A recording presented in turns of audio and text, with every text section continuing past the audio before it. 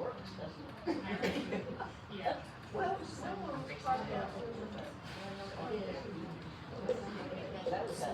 that was good. I don't even know what y'all talking about. We sold the worst properties. I couldn't come up with that many houses. I know. So we don't have a lake place, we don't have a place on the road. Down there. That's kind of nice. It's nice to have pirates there. Wait, who's on it? Too much. Oh, really?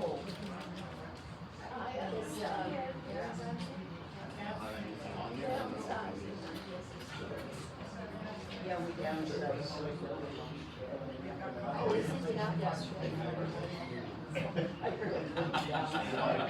you trying to stay out of the road? But I tried.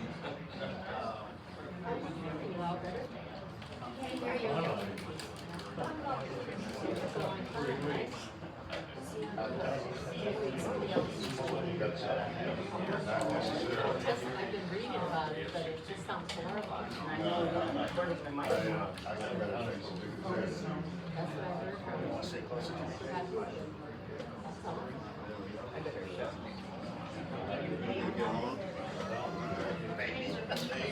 That's what I was saying. It just depends. Flip the coin. It was calling somebody. So there's a long-term impact, or does it have long-term impact or something for the future? Hey, tell Miranda she's leaving. Oh, yeah. Miranda. You want to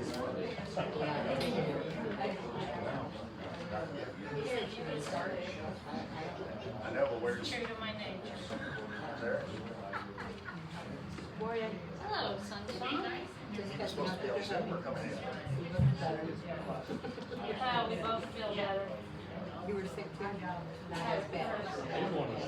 I have. Oh, you're the one.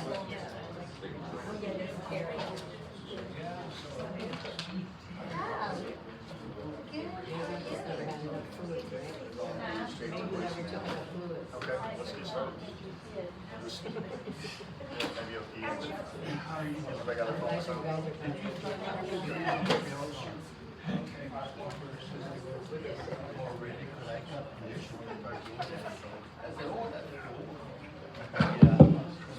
Okay, good morning, everybody. Okay, well, Mr. Mendias is supposed to be here via Zoom, so we'll hopefully he'll chime in here in a minute. I think Mr. Jason has tried to contact him. So it's officially 9:02. We're going to go get started. Everybody stand for a moment of silence.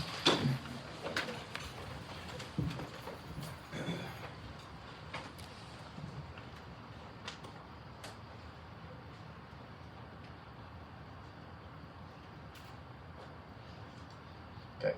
Pledge of allegiance to the flag of the United States of America, and to the republic for which it stands, one nation, under God, indivisible, liberty and justice for all. Honor the Texas flag. I pledge allegiance to thee, Texas, one state under God, one and indivisible.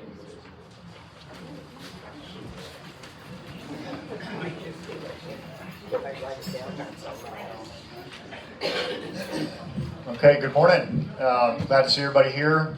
We really enjoy seeing a full room. So we're going to start today's meeting, August 15th, 2026. And we'll start with the approval of minutes. Has everybody had a chance to read special board meeting minutes? June 29th, I believe these have been revised because we tabled them last meeting. Memo, can you hear? Can we hear you? We can't hear you. Is it on our end? But we heard him earlier. I think he's muted. Nope, he's not. We've got you unmuted on our side.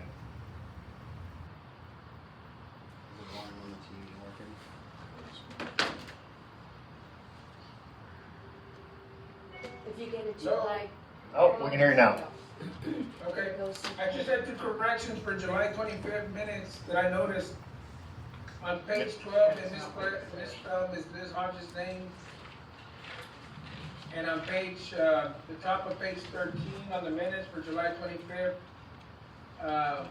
it was a 3-2 vote, not a 3-1 vote.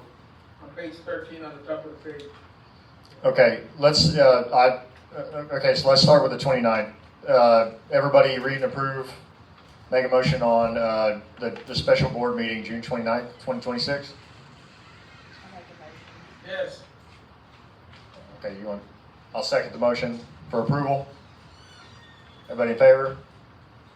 Aye. Okay. Special board meeting, budget workshop, July 18th, 2026.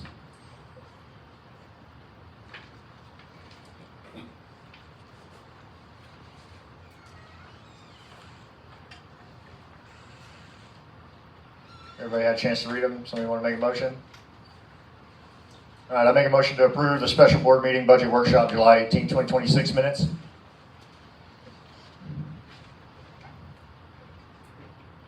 I'll second it. All in favor? Approve. All right. Okay, memo on the regular board meeting, July 25th. I also found some of those same discrepancies, so I'll make a motion to table these until we get it corrected. So make a motion to table the regular board meeting, July 25th minutes until we can get some of the errors corrected. Thank you. I need a second. All right, all in favor? Oh, okay.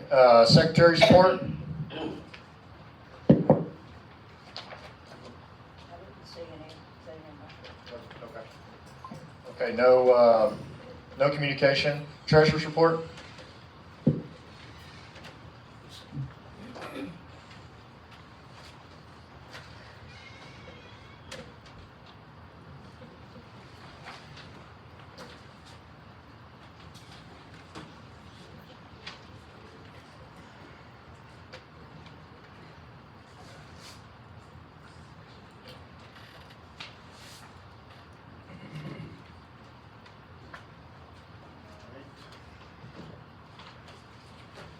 Hello. Okay, so from last month, the total balance has increased by $2,326 up to our total cash assets of $945,211.91, a 0.25% increase. The assessments, year to date, we've taken in $1.327 million through July 2026. QBO matches to that. And let's see, profit and loss. So far, total income $2 million. Total expenses $1.87 million. That's a net of $244,000 so far. Those insurance and taxes will be coming up soon. We'll put some dent in there. Our other major year-to-date revenue is RV park, $254,989. Motel income, $141,823, and golf course income, $108,138. Our largest expenses are led by admin, $641,183, maintenance, $432,230, security, $202,897, and golf course, $166,452. July income resulting in. For July, we had a net loss of $9,000 according to the P&L, but we had some other income, so it's a net of $4,732.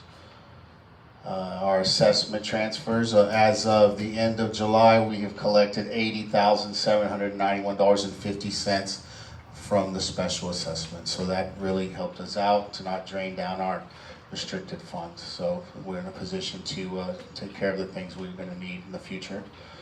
Bulldozers and other things that have been coming up. So overall, I'm going to transfer it later. This month we need to transfer $2,513.69 into the preservation, $7,452.96 into restricted, And then we only collect, the special assessment collections have been reducing because a lot of people have paid or have just chose not to pay $2,139.92, which is pretty far down from what we had been getting in there. As far as the motel goes, we got really good, apparently, water winds. We got $23,089.25 income from the motel, and that's like 90. Last year we got $11,279, so we technically almost doubled the revenue for July, based in 2026, based on 2025. As far as member services, that was an occupancy of 307 total rooms occupied. Member services reports activity $775, 4 transfers, 1 new FRM, 1 charter write-off, and 4 give-backs processed. No FRM reinstatements. So briefly on the audit, we have we finalized the books for the 2025 audit, and we're waiting for the auditor to set up a new portal so we can address any corrections needed to complete the audit successfully. This is a major milestone. The current fiscal year closes in 2026, and we will begin on that after the year closes.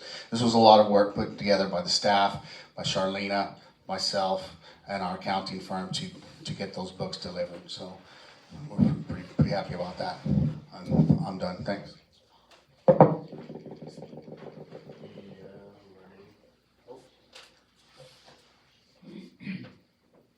Awesome. Thank you, Jason. General Manager's report.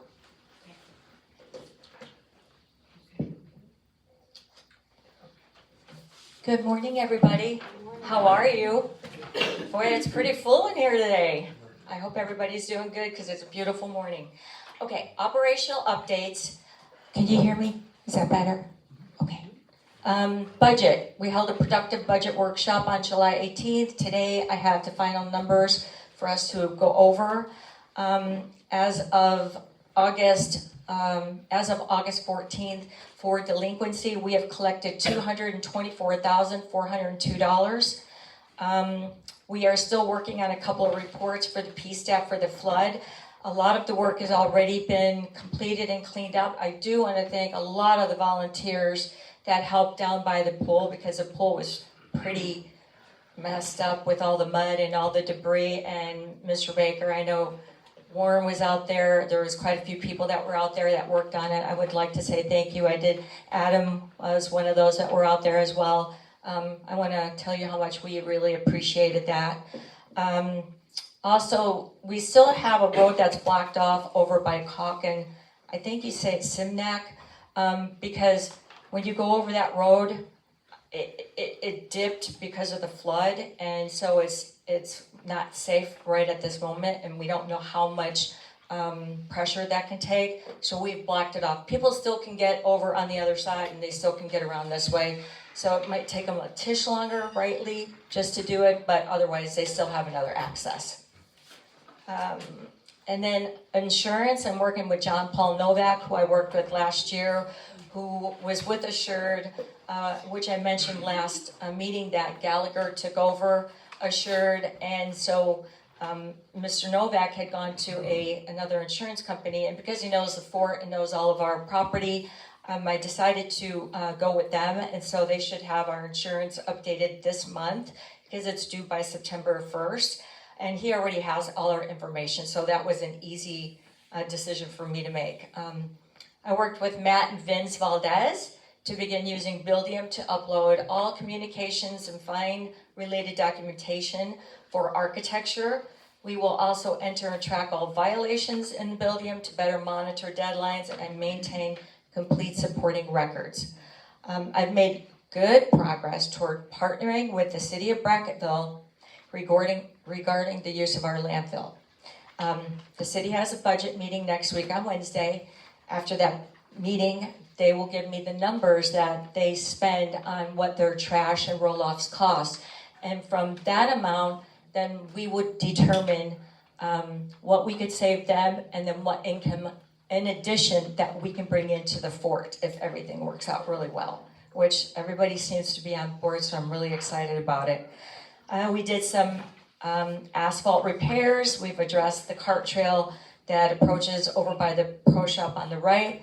We've worked on Unit 3, multiple potholes, and we also fixed part of Unit 15 as well. Creekside, Cassie and I met with Benny Keith. We're just waiting for the application to be approved.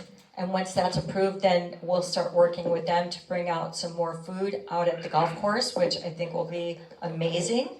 I met with the Women's Golf Committee, and they requested that the board reestablish the Golf Liaison Committee. There used to be one that is a board-sanctioned committee.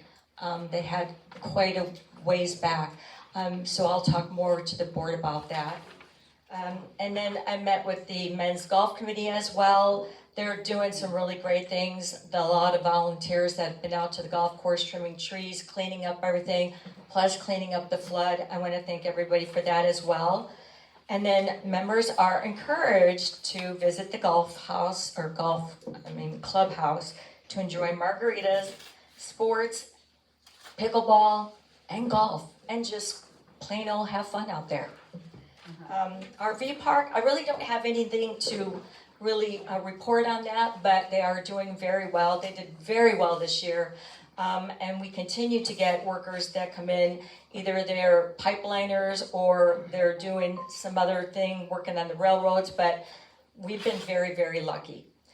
I will say, landscaping. I am so excited because Jack, since he took over, has done an amazing job in just the few weeks that he's been working here. They have worked so hard, and I don't know if anybody's noticed, but we've gotten a lot of, Curtis, yes, thank you. He has been out there with 2 other guys, and that's all I see him doing. I hear those lawnmowers going all day long.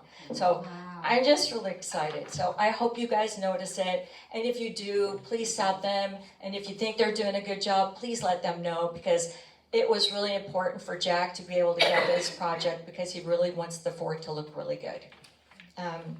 Also, maintenance. Lee, though, treated tons of weeds along all the curbs and buildings. We kind of drove around and we were looking at what the landscape was doing. And because there's so much weeds that are on the outside of the curbs, he got remedy so we could spray them all so it'll all die. And then we'll probably go back and shovel it up so we can clean up that curb appeal and start making the fort look really good. It's going to take some time though, so just bear with me. But I promise it's going to look good, okay? All right. Maintenance. We're still working on developing a pickup schedule and evaluating a designated member drop-off area by some of our members that had mentioned that to us. And then we hope the designated locations will improve the efficiency of brush collection, which we will be doing twice a month now, not just once. We have just too much that once a month just does not happen. 2 additional leaks were found at Dickman Hall that were causing significant water usage. So both leaks have now been repaired thanks to our maintenance. Lee identified 21 meters that can be shut off, water meters that can be shut off that are not currently in use. In addition, we discovered members accessing our meters in the green areas for personal use and for feeding the wildlife that let water just run and run and run. We did give them a warning, but then they continued to do it, so we turned the meter off. All right, so, and then we had a lot of tires that we had to replace this month on equipment, our trucks and lawnmowers that we do, because RV does their own lawns and the golf course does as well. The motel, well, the only thing that they're working on right now is they're finishing up with the reconfiguration of the wiring for Patton Hall and Bullis, which is almost done. And then banking, I'll be closing Texas Community Bank Monday or Tuesday, now that the minutes have been approved. Amistad Bank is working on renewing a surety bond for this month. And the principal for Los Morris, TABC, has been updated to me, myself, the general manager. So we are very compliant. And that's it. Thank you. Awesome, thank you. Sean, can I mention one person, Maxine Crew? Yes, go ahead, please. Max and the crew for, trimming that tree by the golf course that's probably over 100 years old. And it's looking much better, and I'm very appreciative to that crew as well. Yeah, you couldn't even tell they did it. They did such a good job. You could tell something's different, but it looks beautiful, and the tree looks beautiful, and it needed it. So, thank you. Awesome, thank you. Moving on to committee reports, airport. Did not get any? Okay, no correspondence. Architectural.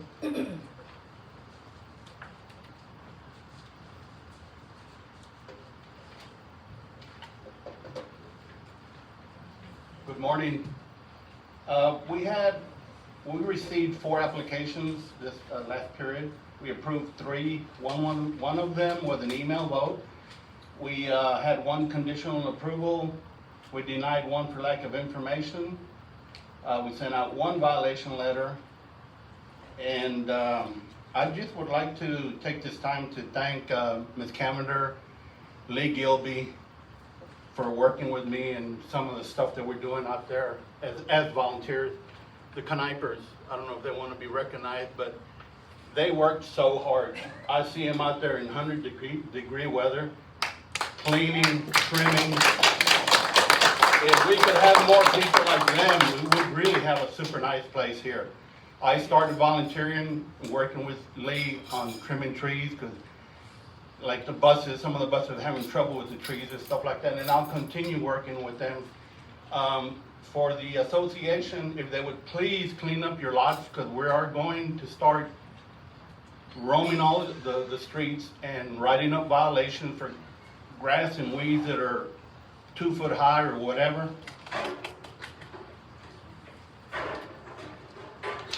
That's all I got. Awesome, thank you very much. Thank you for your service. I know it's a tough job. Preservation? You will.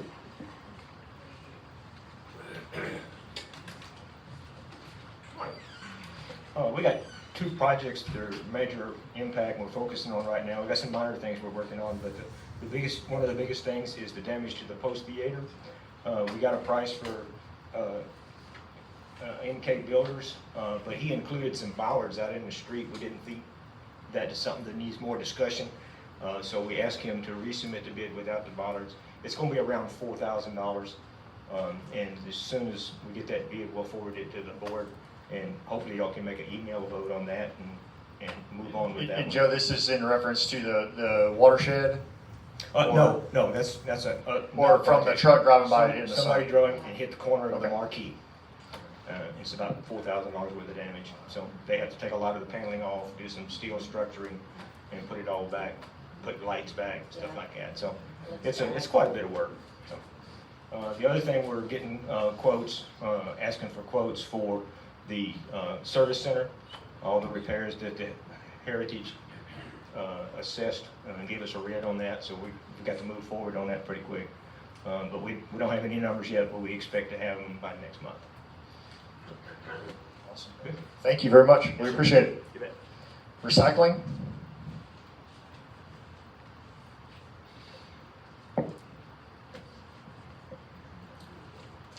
I think the only thing Helena wanted us to say is she still needs volunteers on Thursday. So if anybody wants to mosey on down there and help out, we did give them a big fan, so it's not as hot. But if you want to just go down there and just recycle, come on down. And I think she might want us to say too that don't leave protein drinks with the caps on. I've heard that one a bunch of times. And the stinky. Okay, golf? I have one for the men's. And I did meet with the women. They didn't give me a letter, but we sat and we had a great discussion. They're really up on their membership, and they are getting a lot of younger women. So if any ladies want to join the golf just to be out with other ladies and maybe have some drinks afterward, come on down to the Creekside. Just have to promote it. Okay, the men's golf. I am writing, and this is Kevin that is the president. I am writing on behalf of the Fort Clark Springs Men's Golf Association to update you on the work our members have completed over the past 2 months in support of the golf course and its maintenance operations. During this period, the men's club organized 4 volunteer work days on the course. Members assisted the golf course maintenance crew and superintendent with a range of tasks that included tree trimming, grass cutting, general cleanup around the property, and the hauling of trash and limbs. Several members brought their own equipment, among them a skid steer, a tractor, and trailers to help move materials and complete the work more efficiently. In total, club members contributed more than 420 man-hours across these 4 days. In addition, the course marshal used his personal lawnmower to provide more than 75 hours of mowing, and members also came together following recent rains. This work included the removal of downed trees and the cleaning of debris from the course. The Men's Association continues to host regular play every Thursday, and so for you men, if you want to join and you want to come down and drink some beer and have some margaritas, come on down.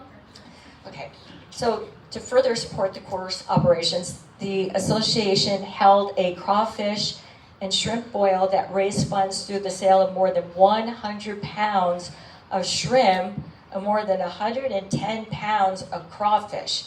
And they did run out too. Proceeds were used to purchase needed items, including quick connect fittings for the watering system, new tires for the main fairway mower, replacement ball valves, grass seed for areas requiring reseeding, and waterproof outdoor tree sealant. Members also purchased approximately 30 gallons of gasoline to keep equipment running while awaiting a delayed fuel delivery. We are proud of the contributions our members have made and remain committed to supporting the golf course in Fort Clark Springs. Please let us know if there's any additional ways we can assist going forward. And thank you from Kevin Stevens, the president. Awesome, thank you so much. I think we say this quite a bit, but I don't think we say it enough, that without the volunteerism of this community, it's not possible to run this place. So thank you, everybody, for everything that everybody does. It's so helpful. You guys are the lifeline of the fort. Just remember that. Community council? They don't meet in August. They're on vacation. Too hot. I guess they take some time off, they say. I'm joking. It is too hot. I don't think we had any email votes for this month. I don't remember seeing any, or making any. So we'll move on to unfinished business. Yes, ma'am. The Lost Morris committee has not been listed on the committees, and I have just a short announcement if I could make it as part of the committees.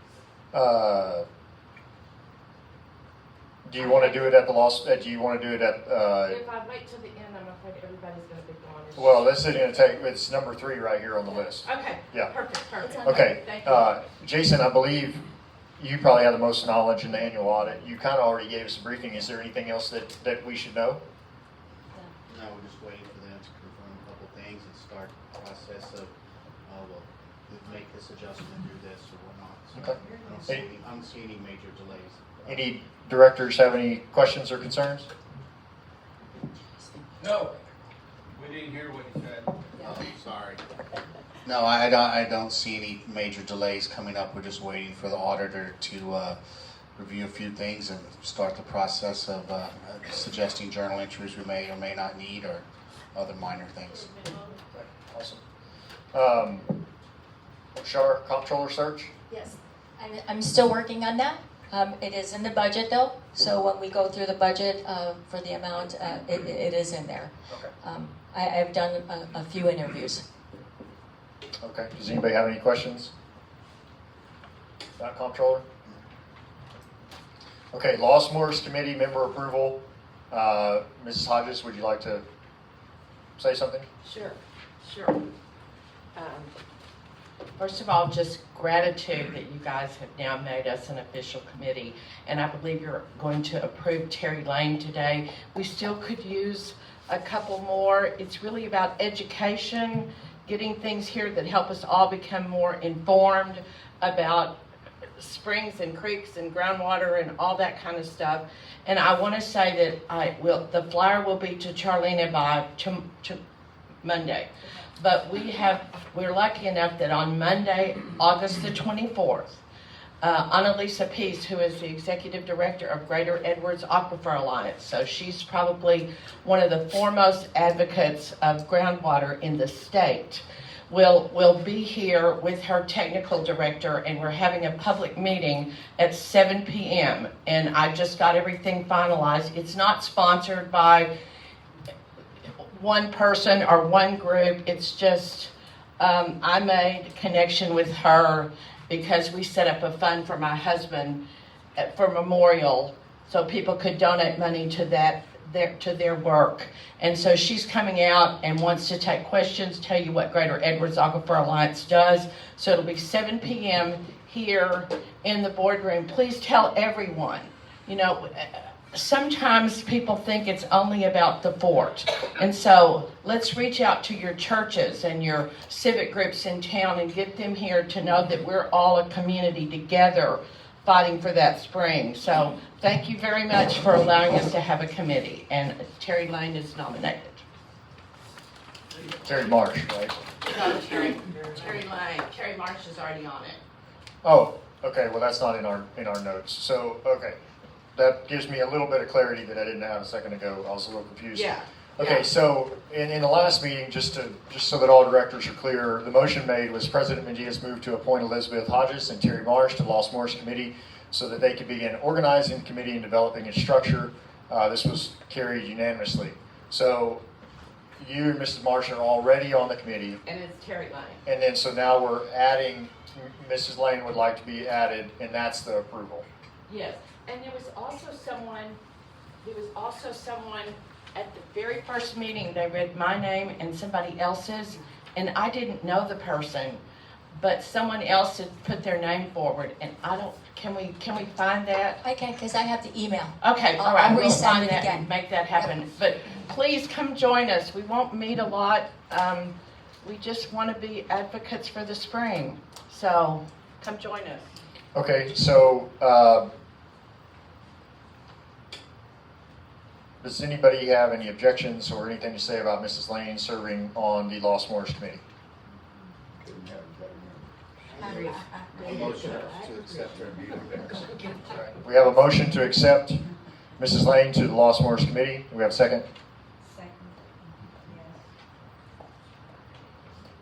Second. All right, all in favor? Aye. Aye. Okay, unanimous? Okay, and then just on a side note, do we have any movement on this organizing and developing of the structure that will be presented to the board? We were waiting till Aaron is our board liaison. Okay. And so right now we have 3 members, and we were hoping we could have 5 before we actually set up a That's structure. fine with me. Perfect. Okay. Okay. Thank you.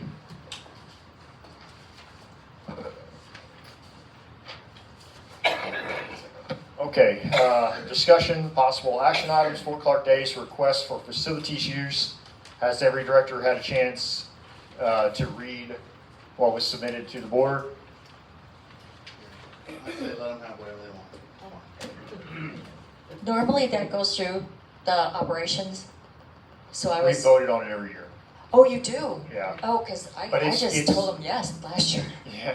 Well, I think we still voted on it last year. Oh, okay. But we, to my knowledge, I read through it. Maybe Mr. Fox or somebody is here. To my knowledge, when I read through it, it was the exact same agreement that we've agreed to for the last 2 years or 3. So I didn't see any changes.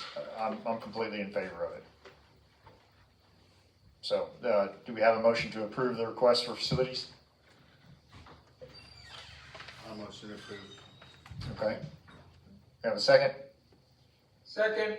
All right, all in favor? Aye. Aye. All right, unanimous? Okay, petition validation auditor.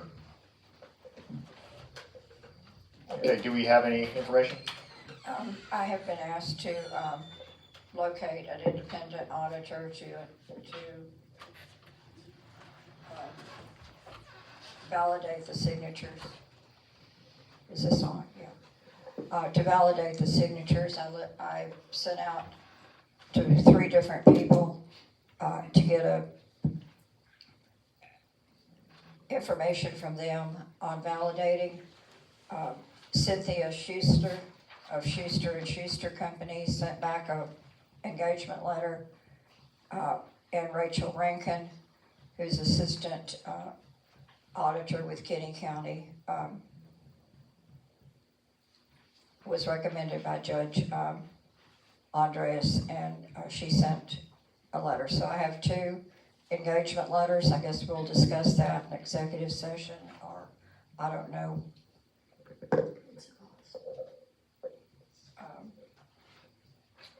For the To clerk. be able Price to, to this? to, What's to the- be what's able the to, charge? to be able to vote on it and look over what their engagement letter is, we need to review that. I think maybe every director can just give their opinion on this. Maybe that's the fairest way to handle this. So everybody's gonna have to speak for themselves. But my gut reaction to our code of ethics and also our bylaws would be that action taken in executive session is number 1, up to our discretion. Number 2, it's to preserve certain aspects or protect certain aspects of anonymity, or however you say that, and then names, whatever. But in this case, this is a member instituted, initiated situation. And so this isn't something created at the board level where we have our budget and we're trying to figure out landscape contract, and then we need to have these negotiations.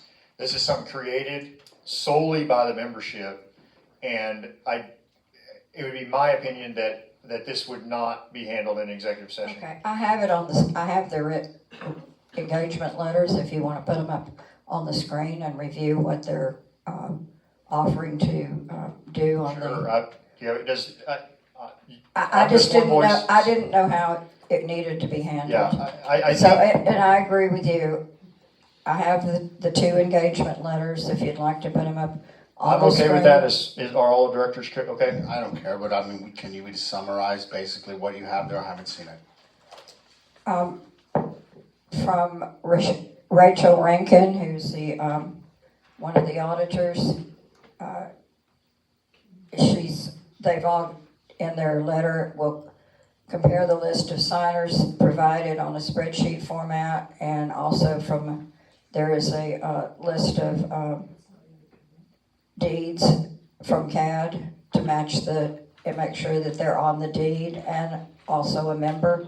Her fee is $20 an hour, billed at the completion. Hours will be logged, and a final report will be given. A summary of verified signers will be provided, and payment within 15 days of the invoice. And the project is expected to be completed within 2 weeks of receipt of the data. That was for Rachel. Cindy Schuster, Cynthia Schuler.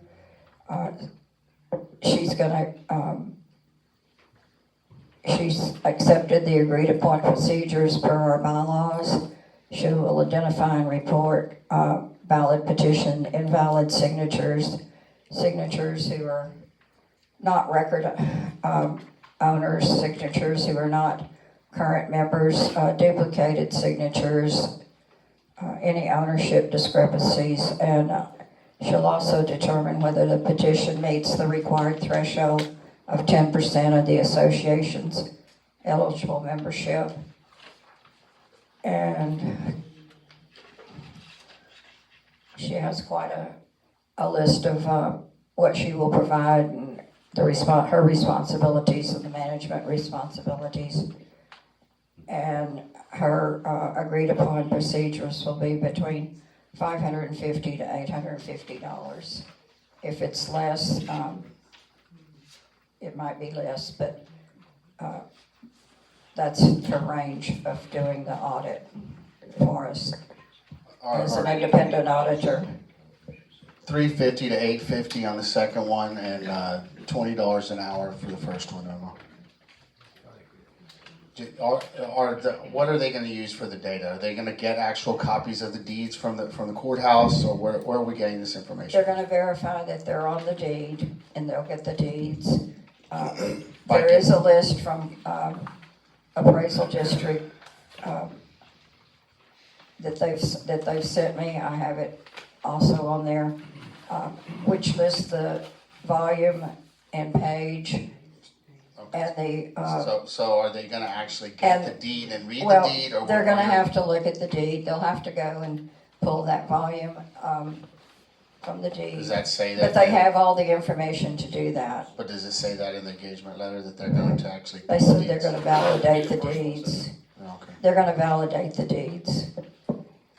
So they have all the information on the list that, appraisal district provided me on the flash drive, with the number that the deed was filed under, the filing number, volume, and page. They can go straight to that and look it up. And there's also a list to compare it with what the appraisal district has in their records. And Is there a timeline on the Schuler? I would say 2 weeks, no longer than 2 weeks, for either one of them. It shouldn't take that long. It should be fairly quick, because we have the list and I have them on, digitally, and they should be able to go back and forth and compare all that. I just got the membership list of the member numbers. That's all I was lacking, was member numbers, to make sure that,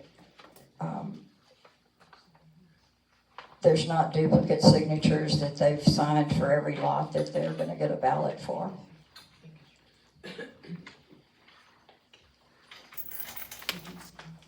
If we go down this path, don't you think this is gonna set a precedent for the upcoming election if someone has a complaint about whether or not they got enough votes or not? I mean, it's my personal belief that we, not for this purpose, but I would like to see the entire membership roster validated by the next normal election. That has never been done. No one has ever seen what properties have transferred at CAD or made an effort to pull data from the county or anything. If someone changes property names and doesn't come and tell us, we don't know. We have no way of knowing that. And to my knowledge, we've never investigated that. So I'm not saying to slow this down or anything, but it's something that needs to be considered in the future. And also something, there's quite a few of them in there that are living trust or estates that are just listed under that, and they don't list an agent. And I know we ran into this problem with Alicia because her property is under an estate and she's not listed on the deed. Do we need to talk about members' personal issues here now? No, I'm just saying it has come up. There has been a precedent, whether or not all the ones that signed on that petition under a estate or a trust, whether they are the authorized agent and how we're going to validate that. Ladies and gentlemen, we're about to approve a budget here shortly. Part of that budget is gonna be part of potentially increasing fees. And I'm totally against spending an additional dime for any of this.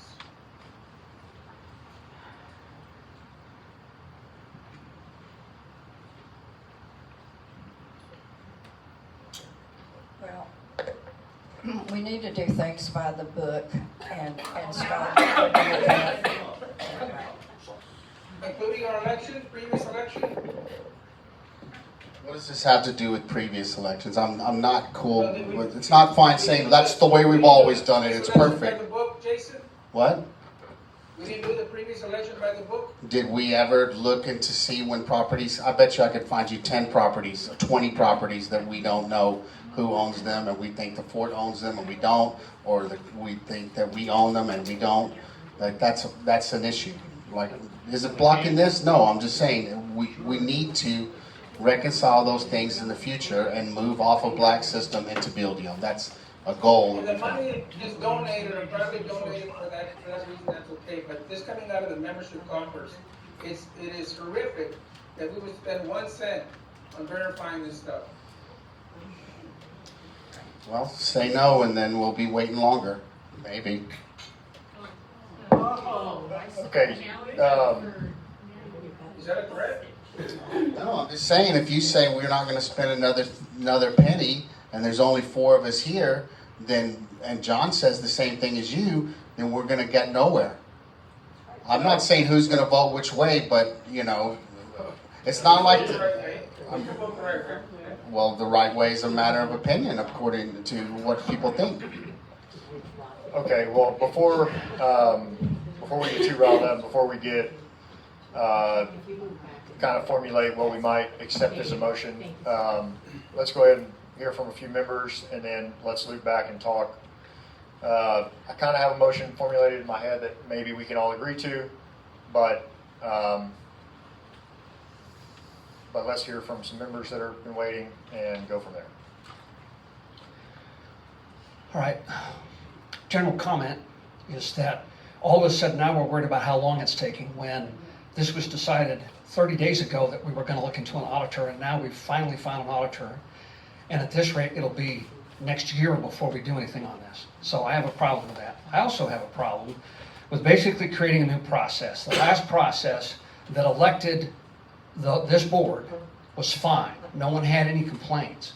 But now all of a sudden, when it comes to removal of directors, we have to create a whole new process where we're going to spend money hiring an outside auditor in order to be independent, supposedly, where the people that have been doing the elections for years, the person who has been certifying, I don't know what word they use, but validating the list that is used to set out the elections, has worked for the fort, but she's not a fort member. That has always been okay with the lawyers.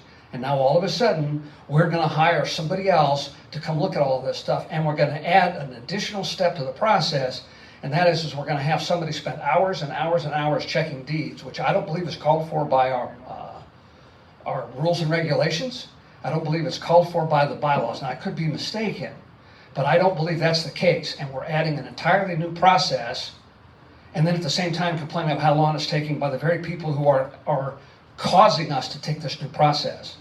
If you didn't like the way the last validation was done, then give that person or the general manager the parameters. You need to have this list. It needs to come from this location, which I believe is the black system.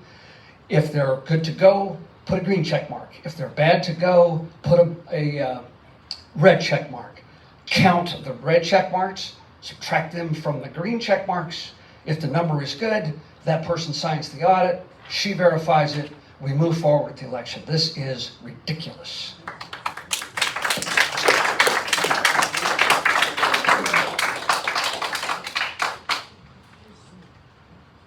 It seems to me that we started this process, I think, back in what, May?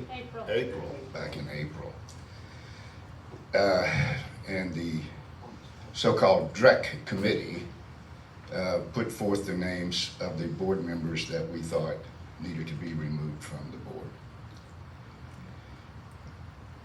Immediately, the board started instituting things, hiring law firms, etc., firing law firms who didn't give them the answers that they wanted to hear, it seems, and started a delaying process now that has gone on for months. The law firm you retained to advise you came back with two options for you regarding the counting and verification of these signatures on this petition.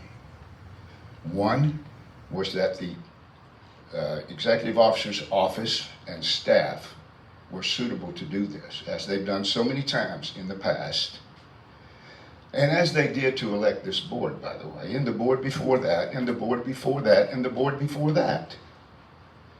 And they were the same people that removed some members of the board, or in the entire board, I guess. I don't remember the dates for it, but that process has worked for years. And now, as my friend said, you want to institute a brand new process because your names happen to be on that removal list. I want to renew my objection to this hiring of anyone outside auditor to do this at this stage of the game. The committee to remove you came forward with a legitimate process at the last board meeting, and you had already made the decision prior to that what you were going to do without even hearing that. And that process was that a member of the direct committee and a member of the board go to the general offices and have Gabby and her team redo this process in your presence so that you can see that it was legal and legitimate as advised to you by your own legal firm. The second thing the legal firm came out with is that if you wanted to go outside and you wanted to have an outside auditor do this process, that was an option. So I'd like you to explain to these people behind me, who are the dues-paying members of this board, why you are so insistent on spending 1 penny of our money for this process. It is wrong. It's a vote. Nobody's kicked off the board yet. Let the membership vote, and you're doing everything in your power, hook or crook, to stymie these good members from voting whether they want to keep you or not. They may love you. I don't know. I got on this committee because I happen not to love you. So let's just move forward with this. I renew my objection. I think you should countermand that approval of the motion to go to an outside firm and reconsider what is a legitimate, good, well-documented process. Because what you're saying now is your election was illegal at the last time. I rest.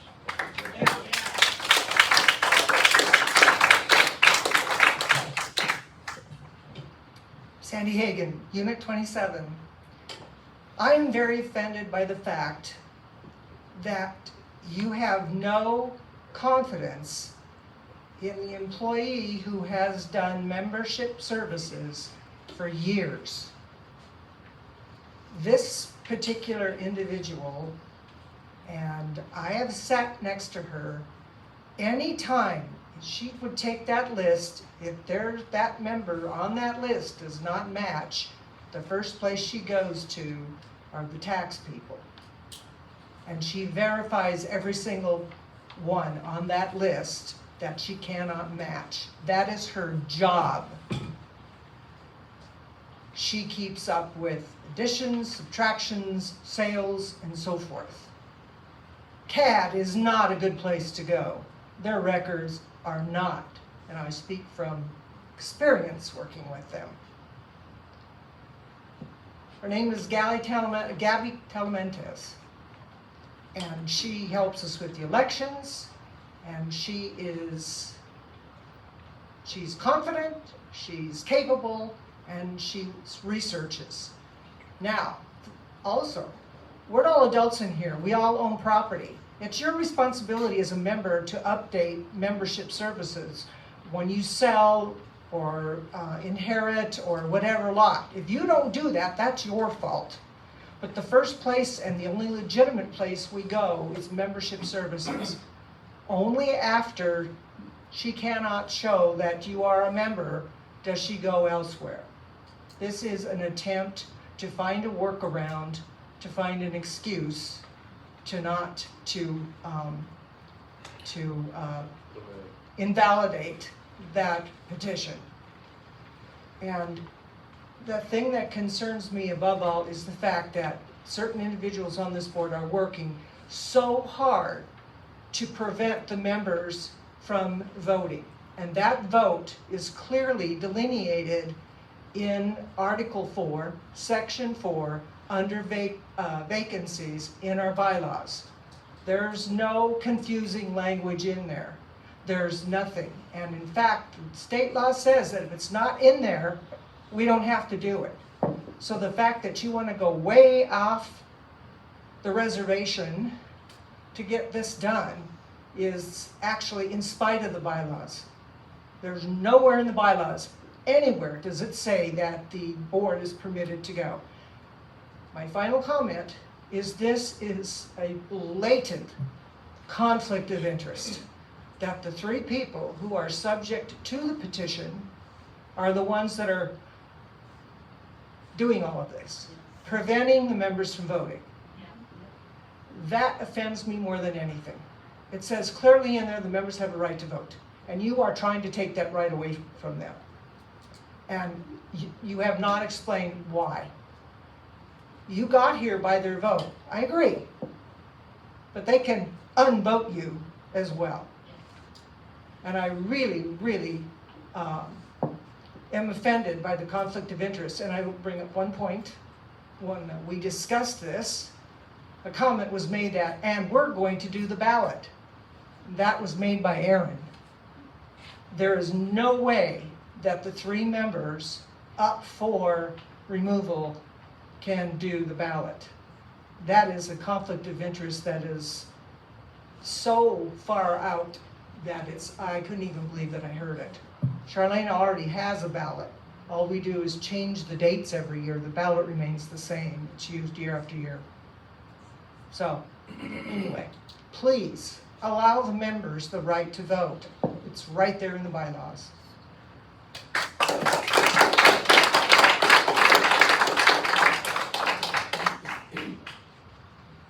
think we just need the truth. Hi, I'm Garland Young.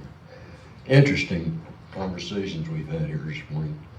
My question to the board, and John, I'm going to ask you this question.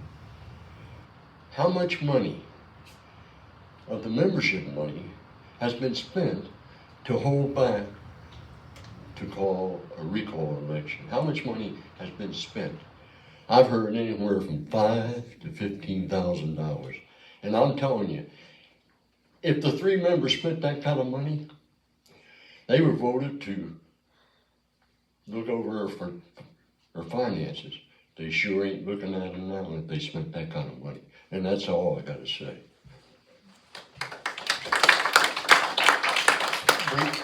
To answer your question, we've not received a bill from council, so I actually have no idea how much money we've spent.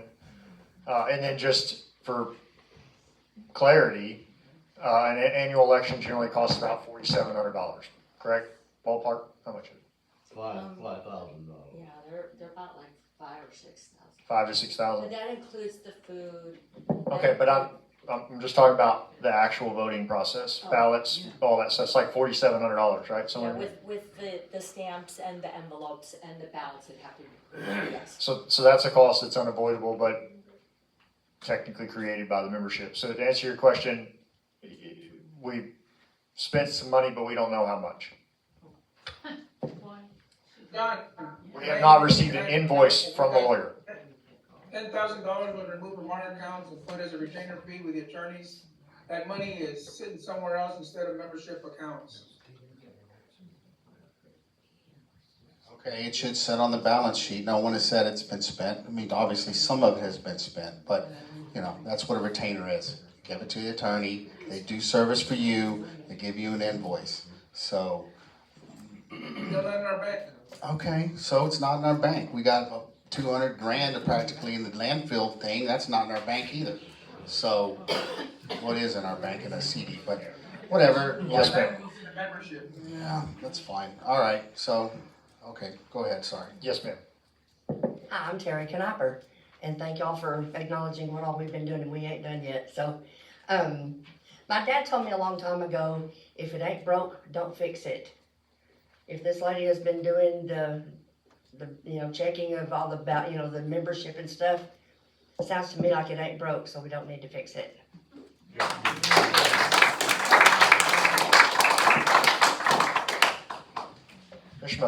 Hey, good morning, everybody. My name's Robert Mummy. I am a lawn owner.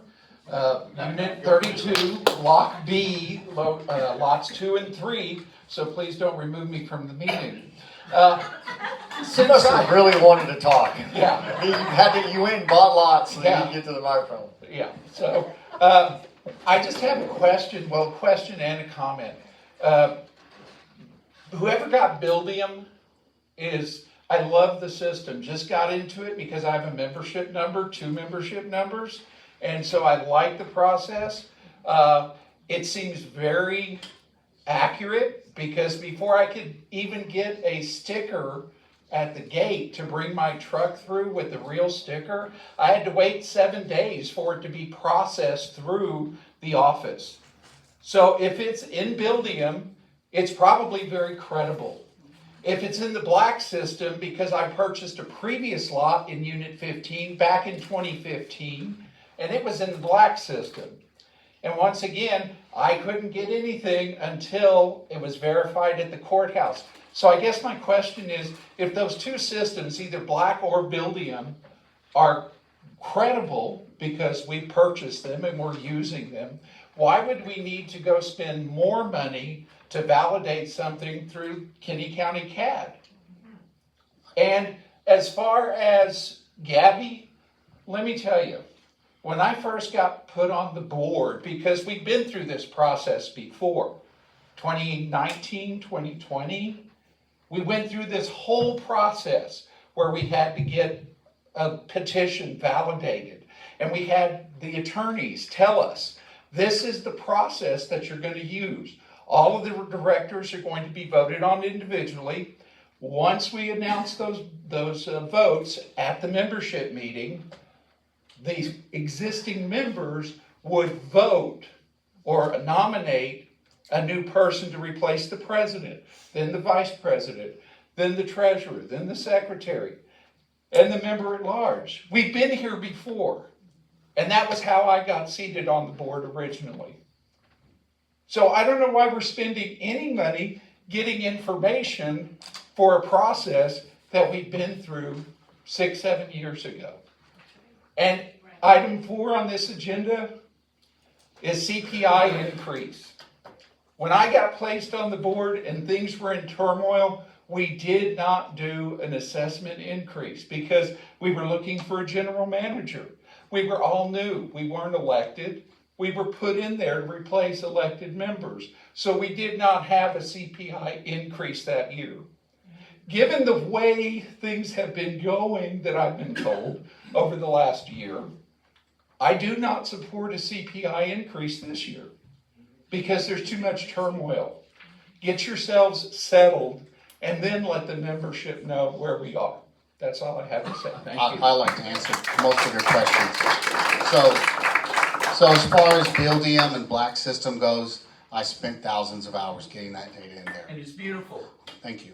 I spent thousands of hours doing that, comparing it with CAD, putting it into Buildium, comparing it versus the Black System. But there's never been much effort to reconcile all of those 3 things together by the staff. Okay, it just hasn't. And what matters is what name is on the deed with the county records. That's what the state law says. That's what our documents say. It doesn't matter if someone came in and said they transferred a property. It has to be on a deed. Someone's married and their wife's not on the deed. The wife can't vote. And before I can't be on the board. Before I could get my membership ID number, Jason, that was verified at CAD. As a matter of fact, I believe Mission Title furnished the association my deed. So once again, if it's at the courthouse, if it's here, it's been verified already. So why are we spending money for something that's already been verified? You know, I've been told plenty of times that... I've been told doesn't work. Show us the proof. That's what I'm about to say. So I have been told, Mr. Moody just said that the thing's already been validated. Charlena has said that the petition's already been validated. Director Guzman has stated that the petition's already been validated. But at the request of any check marks, as Curtis said, we have not been provided with a check mark, a total, a crossed out name, or any other information from the association. That is the fact. Did y'all not sit there and do this with them so you could see? No, we requested a copy of that, and all we got was a copy of the petition back the way it was submitted. Before you spend our money, why don't y'all all sit down together and go over the list with membership and do it in-house? I suggested that. That would be a good idea I from a member. suggested one person from the committee and one person from the board to sit there and do it, because when it was validated back in May 18th, there was no direction on how they wanted that validated. Gabby did what she normally does. She looked through all the names and she just went through the list. Nobody said they wanted a check mark. Nobody said they wanted it on a spreadsheet. And if there would have been some direction, we would have done that. And so I suggested, sit with Gabby and she will go through every single one and she will mark it off in front of them. And don't do one board member. Have all five board members sit there with Gabby and go through and do it. Why spend money? You can do that too. If you're going to reconcile something, your bank account, a list of people, you expect something back, not thumbs up. Okay? You don't just go, it's been done, thumbs up. You get a total. The total. Jason, if you want check marks, we'll give you the damn check marks. You know what? All right? I've already been told it's been done. It'll be done again. We gave you a way to do this. Again. No. So We why gave was you a way to do this. You want check marks, we'll give you the damn check Just hold on a marks. second, Mr. Kennedy. Let me propose something.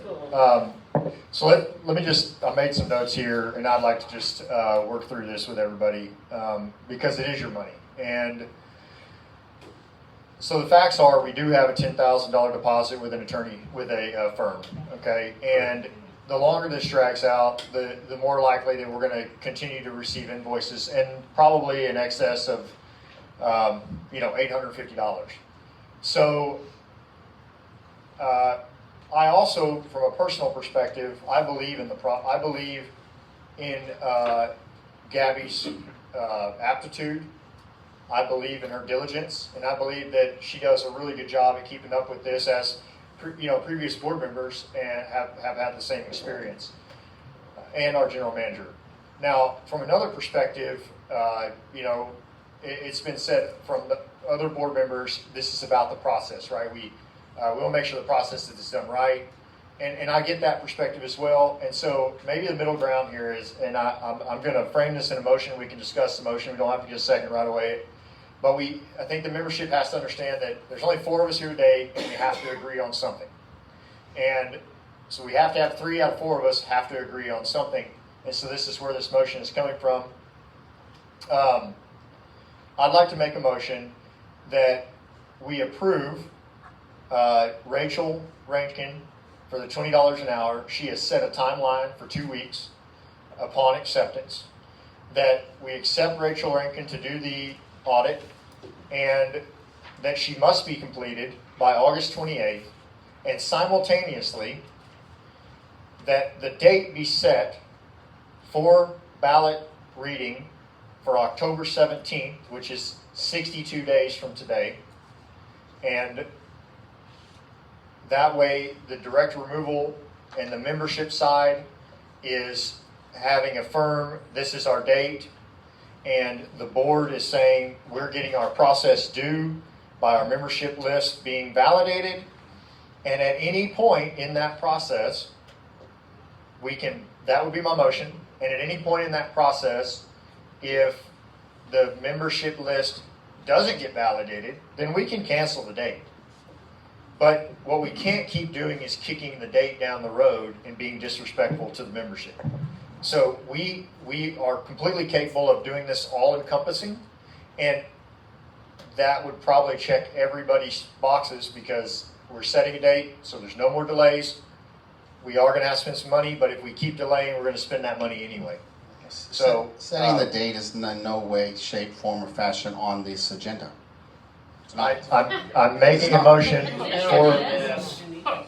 I'm making a motion, and that's okay. Validation of the petition is on the agenda, not setting a date for that. But there's never been a constriction on a motion that we set. So there's not a constriction on what the motion is for. There's a constraint maybe on the topic, but not what the motion is necessarily for. I have a question. So between the two people that sent in the letter. One was $3.50 to $8.50, right? And the other one's $20 an hour within 2 weeks. Does that mean it's going to be 40 hours a week for each week? Because that's $1,600.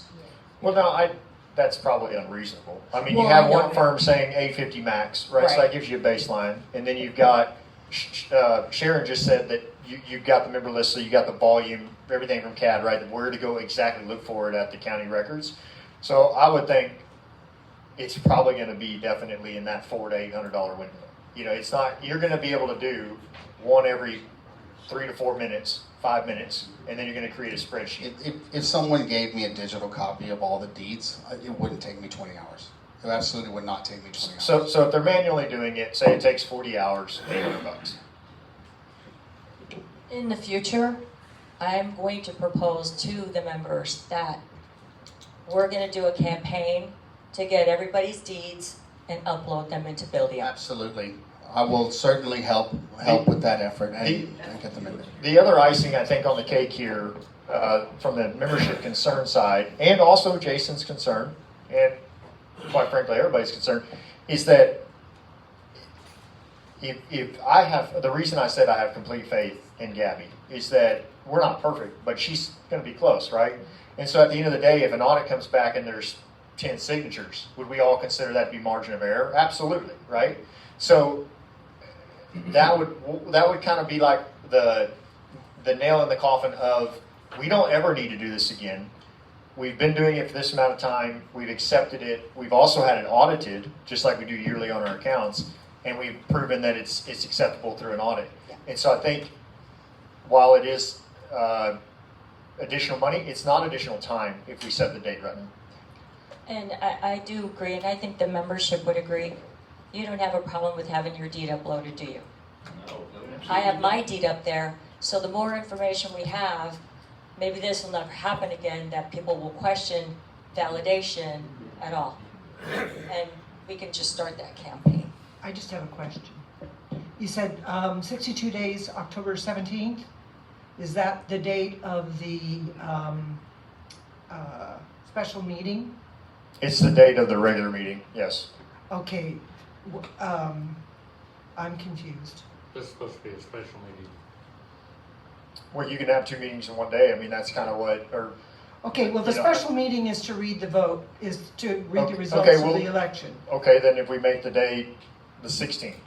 Well, we need the time because it takes time to send ballots and get them back to the auditor. So. And that's you know, 60 days in the bylaws. And we, yeah, that's the 60 days as long as we know, because this has been aborted twice now. Even though it does say in section 8 that any director, if the others don't agree, can set the date. I'm all for setting the date for October 17th. It's the same day as the regular meeting. Well, then we just, and that's a good point, but we could do it on the 16th. It's just creating a motion here, right? To be fair, none of the attorneys' feedback says what you're saying right now. No, they've never said, they said the opposite, that this is not a normal special meeting that a single director can call. It's just not. Well, you've never told us that, and we've never had a response, and that is not what the bylaws say. I'm not going to argue this right now. That's the way you read it, but that's not the way the attorneys read it. Well, good, then give us that from the attorney instead of hiding it from I'm you. not hiding it from you. Well, that's not what's going on here. All Talking about the meetings. I want to know is if we're going to set the date of the special meeting, it takes at least 60 days because of the mailing time, especially when our local post office, except for Bracketville, it's kind of slow. So it takes 3 to 4 days to print the ballots. The ballots are done except for changing the dates. And we have to order envelopes as it turned out, right? We have more than 1,000. Okay. So we have to order, it takes 3 or 4 days for the ballots. Then we have to label them and mail them, and that's 2 days. Then it's at least 10 days out, 10 days back, and then we have to give the auditor at least 10 to 14 days to review. So we can get that within the 62 days. If I know that's true, we can start the process. So then do we do it like the first week in November or something like that, to where we get past the 2 week, but the date's set? I mean, Mr. Long is objecting to the date being set, but I'm making a motion, we're talking about it, we're just navigating this. What the documents actually say is that you cannot announce it more than 60 days in the future. There's nothing that says that. I'm not trying to delay it. I'm just telling you how to read it. You can't set it 90 days in the future based on state law and what our documents say. It doesn't say you must. It says you cannot put it farther than that. No, Jason, that's not what the law says. Well, you've misread many things, Ms. Hagan. Oh, no, I have not. You said everybody on the board has to be on the liquor license. Not correct. No, I never said that. You didn't? No, I did not. It just says you have to have a principles. In fact, on the Los Morris committee, there was only two of us, Dustin and I. So no, I never did say that. And you also said that you'd taken care of it when you did not. So let's not go there. I didn't say we'd take care of it. All right. All I want to know is if we're going to set a date, and if that's the date of the regular meeting, then the next Saturday, which would be the 24th, would be fine, because the 7 days is not going to matter one way or another, because we have to get the votes, we have to get the ballots printed, we have to get them all put together, mailed, and sent, so they can come back to the auditor. The auditor has to know they're coming, time to do it, and then go. What it says is the membership list cannot be printed any earlier than 60 days or later than 10 days. And notice can't be given any later than 10 days. If you're worried about 2 days, then wait. If you're worried about the 60 days, then it goes out on the 60 days, like we always do. The bylaws say written notice of the meeting along with the ballot and literature will be sent by the association to all no earlier than 60 days, That's right. no later than 10. It doesn't have anything to do with when you can announce the meeting. Because the meeting for the annual meeting is announced a year in advance. Yeah, it's just saying written notice of the meeting. That's right. And so it's actually giving written notice of the meeting along with the ballot and literature. That can't go out more than 60 days. Right, which is easy. So if we're going to conflict with a regular meeting, then make it the Saturday after, but not the Saturday before, because that closes the door on our 60 days.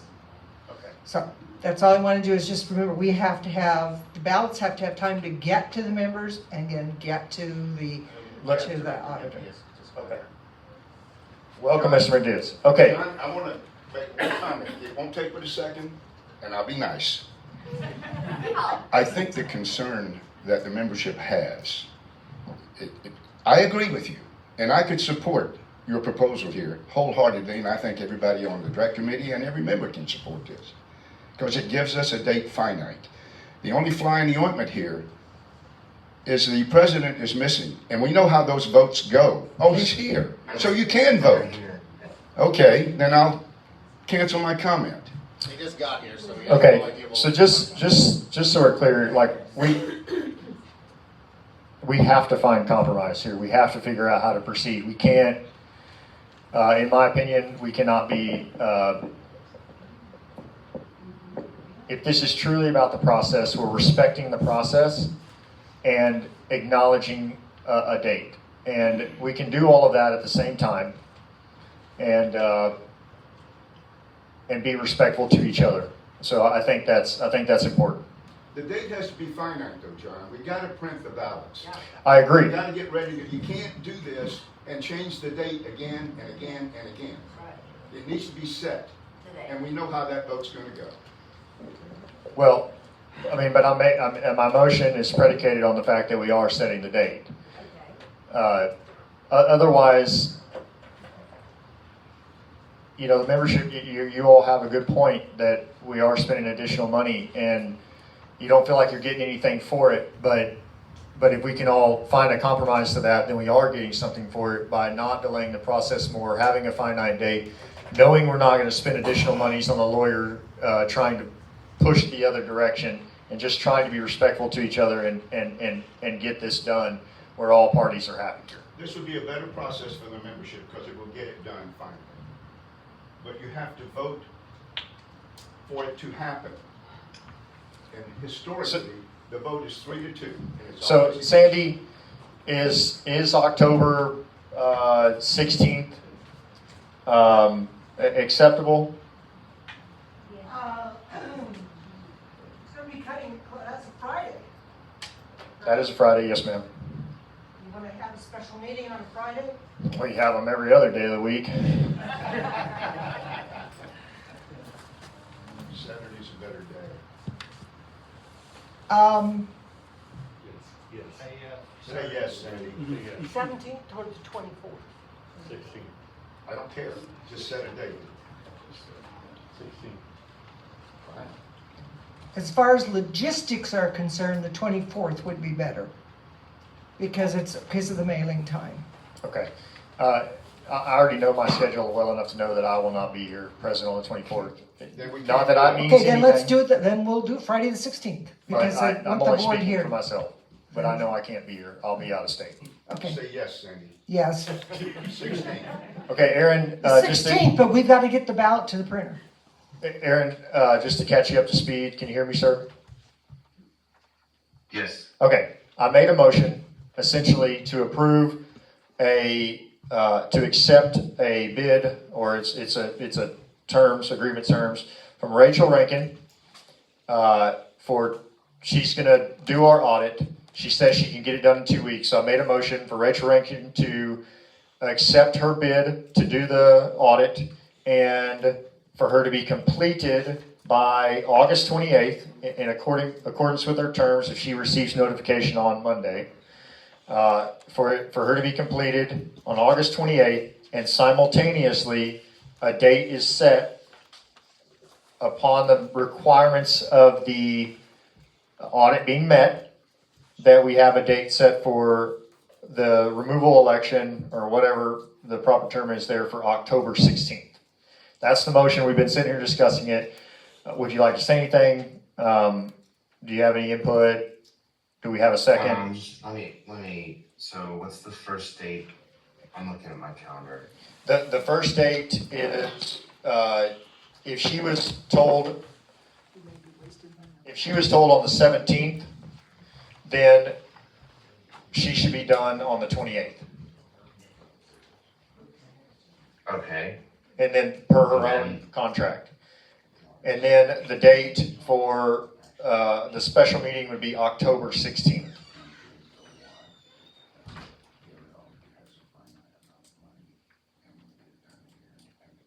Sorry, I'm looking at my calendar. Sure, take your time. We're moving really fast through this agenda, so there wasn't a whole lot on it anyway, but.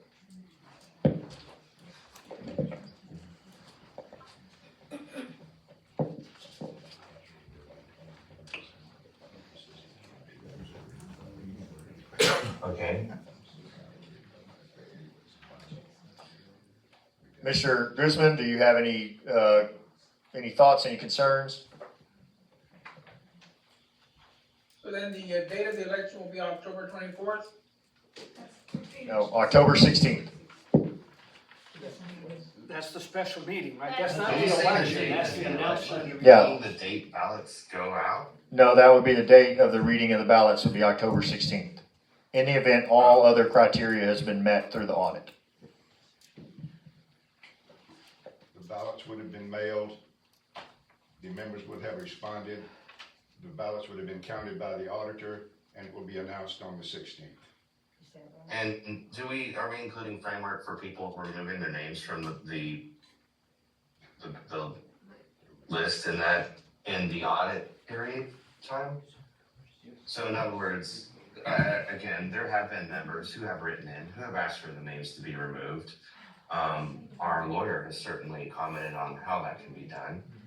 And, is 2 weeks reasonable for people to be allowed to do that? Well, I think two things. That's two-pronged. One, I think that anybody, I agree with you, anybody that sends an email to the director removal committee or to us that's forwarded should be removed from the petition. That's just no nonsense. That's what needs to happen. Secondly, as far as if there is a mistake in that timeline or window, I would say that they're going to get a ballot that they can vote no, and it offsets any yes. Correct. Yeah, Yeah, but the difference is, depending on who signed up and who didn't, the cost of the election could be avoided altogether. I mean, I don't know if that's anywhere near that, I'm just saying, like, that's part of it. Because we're gonna have another election again. Well, we touched base on that earlier. I made some notes here. So this process has started in April, and then when was the date submitted? That y'all came up here and submitted the application we received?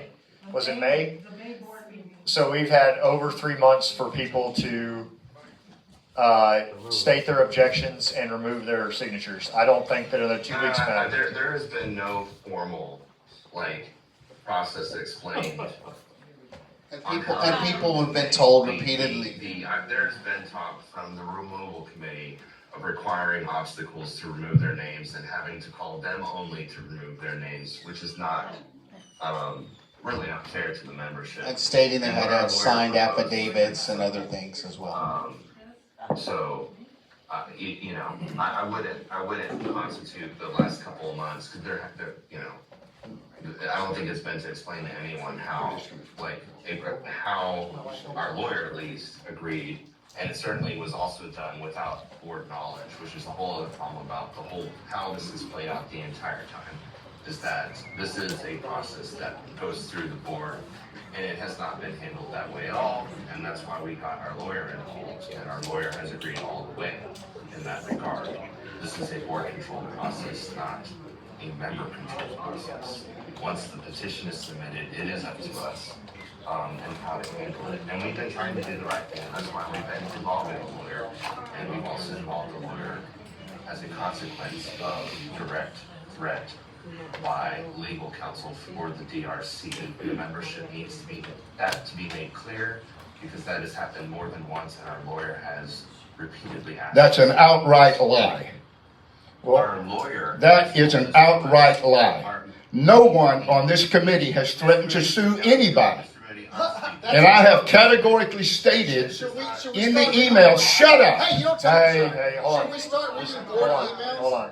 Should we start reading board emails with multiple threats of lawsuit against the association? No one in this committee has made a threat of a lawsuit. Have they not? They have not. Now also, if you want... Mr. Hackabill certainly has. Mr. Hackabill is his own man. He does not control this committee. Is he not on the committee? He is, but So he that's doesn't a lie- control the That's a lie committee. that you just said no one on the committee has threatened lawsuits. All right, So who's calling all you a right. liar? Look, we are trying to find a compromise here. Let me say one thing. No. I'll say 5 things. You shut the hell up. This is not your meeting to command. Please sit down. Look, Sit down. This is a board meeting. Look, if we truly... And it was going well before you showed up. If we truly respect everybody in this room, we have to find a path forward. The constant here is we cannot continue to delay this. We cannot continue to stall. We cannot continue to obstruct. We have a process. We're identifying it right now. We've identified it already. We know how to proceed. This is not we just don't know what to do. We know what to do. I'm proposing how to handle this. The membership is upset that the date, that they can't set a date. They don't know when ballots would go out. Okay. So as a board, we can totally, within our power, 100%, follow this motion. We can satisfy the membership, and we can also satisfy the board's requirements for a process to be followed that is way more thorough than any process we followed in the past. I would say that's about as good a meeting as we can get to. So I have made a motion. It would be awesome to get a second. We could take a vote on this, and we can try to be respectful of everybody and all parties here, and let's just move forward. Okay? There's still other hurdles to get over. We still don't know what's going to happen in the audit, right? I mean, if the audit disqualified 80% of the votes, well then yeah, we're not going to send ballots out. Why would we? But we have to do something. We can't keep doing nothing. So it gives us a timeline, and then Rankin gives us a 2-week from notice of acceptance. So I'm just going off of that and thinking $20 an hour, you know, we're gonna be about the same price, probably, no matter what. Set And- a max on it. Maybe set a max Ms. on Wolf it. is there, I can't see. It was mentioned, she didn't put it in her engagement letter, but she said it would probably take her about 5 minutes per each signature to verify them. And then 5 to 10 compiling it. minutes. Yeah. You know, not in excess of 10 minutes Yeah, so to try to go through the signatures and verify them. they're gonna be comparable. And Judge Andrade recommended Rankin, correct? Yes. Okay. So we have a district judge that recommended this auditor, and once again, I've made a motion. Just vote on the motion. Mr. Moody, again, I'm gonna remind you, this is not your meeting to run. So the motion is to accept those dates. Remember who you All right, John, will you clearly state the motion for the record? Okay, the motion is to accept Rachel Rankin's bid proposal for doing the membership audit no later than must be completed by August 28th, and simultaneously setting a date for the special meeting of October 16th. Obviously, bylaws still have to be met, so qualifications of the audit still have to be met. This doesn't exclude anybody's right to challenge something in the audit, right? That's going to happen no matter what. All of the criteria still has to be met. I'm just saying this is a step to move forward. Okay, but the step between those two steps is the preparation of the ballots. Yes, and they would not be able to send ballots out until the list is verified. And they would, who is they? What are we? Whoever's doing it, I don't know. I mean, the day is whoever sends out the ballots.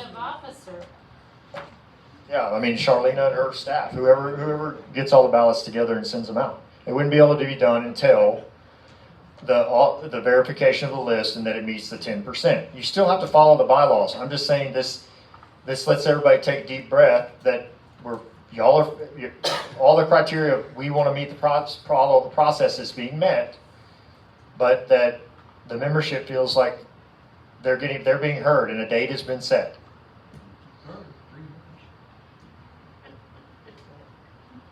So here a second. Is there a second on the motion?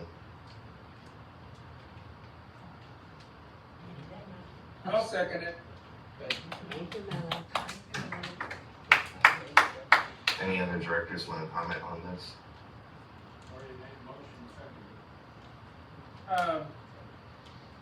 Yeah, I have one comment. Shar, do we have the means to pay for this if we get the auditor? Do we have $1,000? Oh my God, what kind of question is that? Did you hear the treasurer's report? Have you paid any attention to any of our finances or budget? Mr. Guzman, when the comments are for or, do you have a statement for or against the proposed motion? That was a question that you got. Yes, we do. Thank you, Shar. So do you have any comments for or against the motion? Well, I second it. So do you have any comments in support of or not in support? So you seconded, so you have any comments in support of this motion? Anybody? I'm not in favor of setting the date before the petition has been validated. It's kind of cart before the horse type of thing.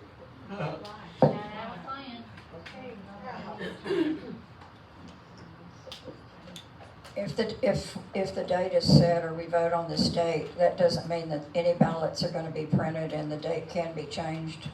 Once we decide, once it's validated. Absolutely. I'm on this.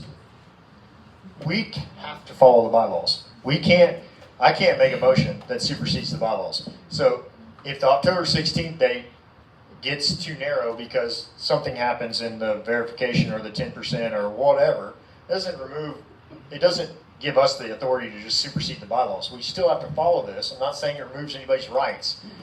It just satisfies all requirements here so that we can have, everybody feels like we're moving forward instead of just doing absolutely nothing. That's all I'm saying. And also because we have had several emails of people wanting to take their name off the ballot, the attorney did provide, we could send out a dispatch or however we want to send it out for the people that would like their name removed to complete that, whatever he put in that, how to take their name off and sign it. I'm certainly for giving people a way to remove their name, like proper notice. Not what people have been posting on Facebook, but if you would like to remove your name, here is how you can do so. Not you need to go get a signed affidavit or what everyone else has been saying. What you need to send an email to the board and to them, what do they need to do if they want to. And there should be some reasonable agreed time frame that they are able to do so. Because they've not been provided this information, have they? Well, The attorney did provide a form that could be sent out. I don't have it here. An email will do, guys. An email will do. An email will do. And we've gotten 4 or 5 of them. They can be removed from the list. They should have already been removed from the list. So anyway, there is a form that the attorney sent that we can have all the legalese in that for them to remove their name if they so choose to.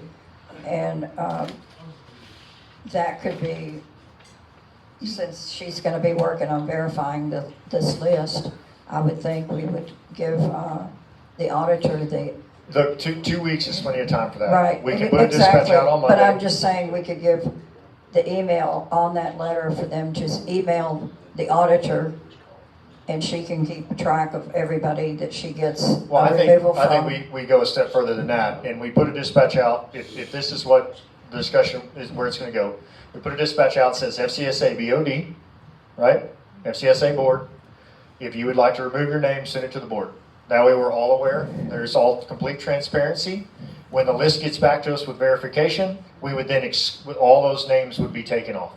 Well, I also suggest that if they want to add their name to the list, they should be allowed to. Sure, it's a two-way street. Two-way street. I'd like to point out, I mean, I understand this. The agenda isn't, we do not have on the agenda to set an election date. And so you're trying to combine the step we took moving forward with the step afterwards. But this is not on the agenda. Well, Aaron, you're correct. It's not on the agenda, but there's no constraints on what motion I can make. I've made a motion, it's been seconded. And at the end of the day, if you don't accept this motion as a middle ground, as so reasonable, anybody in their right mind would consider it, then I'm sorry, my friend, but you've... I understand, John. I'm just catching up here. Yeah, this is completely reasonable. Well, he wasn't here. I understand. I'm sorry I'm late. Well, Aaron, I'm just trying to catch you up that you missed several conversations from the membership that it's only fair that you be aware of. And the membership and the memberships were extremely upset that you're creating a process that doesn't exist in our bylaws, and that we want this done, and that it's not fair to not allow the members to vote.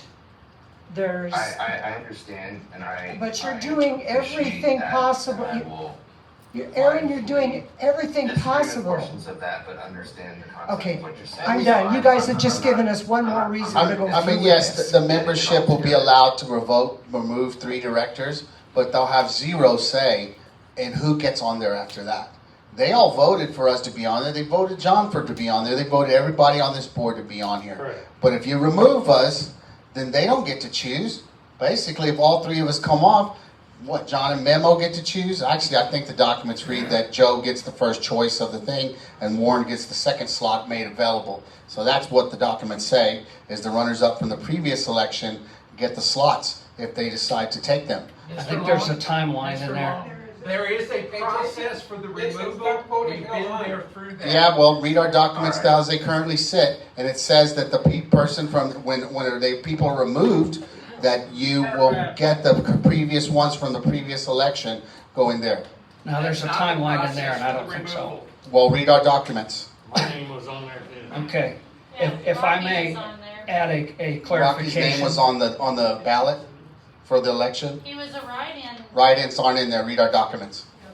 Okay, if I may make a quick comment, and that is that one, the removal committee put out a long time ago that if you wanted your name removed, you call Carl and he'll take care of it. They've also offered up email, so this is not like this is the first time. Entirely improper and. Based on your opinion. Okay, one more comment and then I'll quit. And people, and I've spoken to people who called and who said they'd have their names removed, who were then told that they were convinced or told not to, or you have to come talk to me to, not me. I'm mindfully not naming names here just to be polite. Okay. Hey guys, I can't hear I've you. heard how that went down, and so it can't be one-sided. It can't be by the people who are trying to do this. It has to be open and fair, and that's fine. But I think I've heard enough. Unless, again, directors, do you have anything to say for or against this? I've been waiting patiently for one additional comment, if I may. I'm ready to call a vote, Mr. Bell. Got a comment. Go ahead, Curtis. Okay, thank you. My comment is simply that, John, I appreciate the fact that you're trying to come up with a compromise and that you're trying to act in good faith in order to move this forward. As you can see, and the rest of us can see, unfortunately, the rest of the board, 3 of them anyway, are not, well, I don't know her position. She hasn't said much. They're not acting in good faith. That was all I wanted to say. It's against the motion. Berate other board members. Please sit down. Thank you. I'm not berating anyone, I'm stating an opinion. The member comment is to speak for or against the motion. The motion up is about setting the dates, not about telling other people whatever about the board. Directors, do I have any more for or against? I would like all directors to vote for to settle this matter. I think the membership deserves that. I'm ashamed I even voted for you, Jason, or you. Or you. I apologize to the membership for not voting to pass.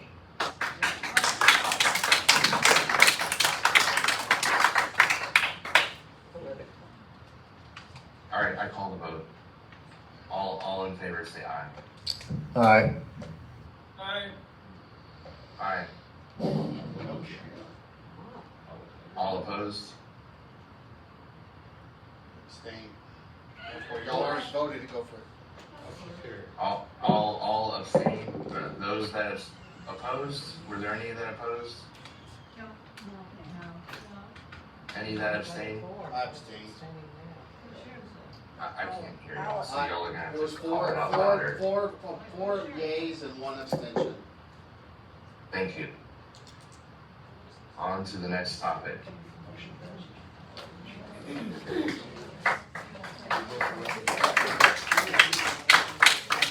I thank you for doing the right thing. Do we want to do the budget part last, because we're going to go through it and maybe do form? The CPI assessment increase is wholly dependent on the budget preceding it, just to be clear. The employment resolution, we can bump up if you would like to. Okay. It's a great idea. That's a good place to start. What, would you move it to CPI? No, they're bumping the resolution up. I think it's a positive thing to talk about. Oh, Let's go there. Yes. Yeah. Okay, let's talk about it. So, the resolution is to, we're talking about the employment resolution? Yeah. Do we have a written resolution? No, we have not. But the idea is that we possibly put in the bylaws that it takes 4 directors to hire or terminate the general manager, which would have prevented the hiring of the previous general manager and prevented the termination of Joiins. I'd like to correct that definition, and make it the language that is already shared in our bylaws regarding a supermajority. So I would propose to amend. Once again, we didn't have an amendment put together, so this is more like a pre-amendment, which would then have to be voted on in another meeting. But I would propose that the amendment says that it takes a 2/3 board vote to hire or fire the general manager, which would be 4 out of 5 in our board that's a scenario. 4/5, I guess, unless we go back to 7 members at some point in the future. Why not unanimous? Right, Mr. Long? What's that? What did you say? I'm just saying, instead of the requirement saying 4 out of 5, that it should be a 2/3 vote. That's fine. Same Yeah, language I agree. That's fine. Our bylaws use. That's fine. It'll require at least Makes it 4. clear Right, 'cause no that's matter 67%, and right now we're at requires a 60%. supermajority to have that kind of action. And as Mr. Long was saying, the point of this is that, and I would argue the same should go for board removal, is that with the history of this place having GMs and boards come and go, it really, which is only one of the community, I would add, although I'm sure some of them are worth it. It should really be it should take a strong membership or board decision to make these big changes, because they really affect everything. So the point is, and I brought this up even in the town hall, that it is too easy to cause chaos either through GM management removal or even board removal in that regard. And the threshold should be increased. Well, I support the document, the resolution stating that it takes a 2/3 vote to remove or to hire the general manager. I think that's acceptable. I really think we should put it in the bylaws, because how many dozens of resolutions do we have buried in the courthouse that no one knows about or follows? Probably 50, 86. 100, whatever, a lot. Okay. I think it's 86. So let's put it in the bylaws, let's get the attorney to write it, and let's get it solidified so all future boards will follow this. And this is a systemic problem. I mean, we weren't the first people that fired somebody, and it'd be a lot better if that didn't happen. Or hiring somebody. I mean, there was a bad choice of hiring a previous manager, and that was a 3-2. People like to throw out 3-2s. That was a 3-2. You know, and I wish neither one of those things would have happened at this point, and this would have prevented both of those. Well, I think it's just called learning from our past, and I don't object to that if we can find a path forward on that.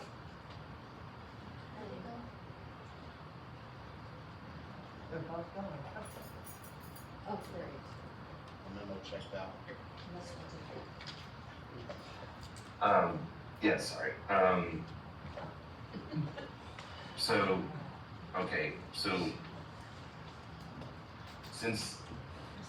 So we've amended, so I would say the proposed amended, motion is that the board, gets a revision to our bylaws to include the language of a 2/3 majority board vote to hire or fire a GM, and this to be put together for us by legal. Yeah, yes, and I propose that we have this done in a time frame that it's given to the members enough such we can approve it at the next meeting. And we take it through legal to make sure it's reasonable. It's not gonna be a lot of money. We got it done right, we get it solidified and modified, and we have it done at the next meeting. So this doesn't happen again. Yeah, I think this is a 20-minute process for an attorney. It's not a big deal. He's gonna charge us an hour, but it's gonna be a 20-minute process. Okay, I think the motion is resolved. Do we have a second? I'll second your motion. Okay, do we have any more for or against?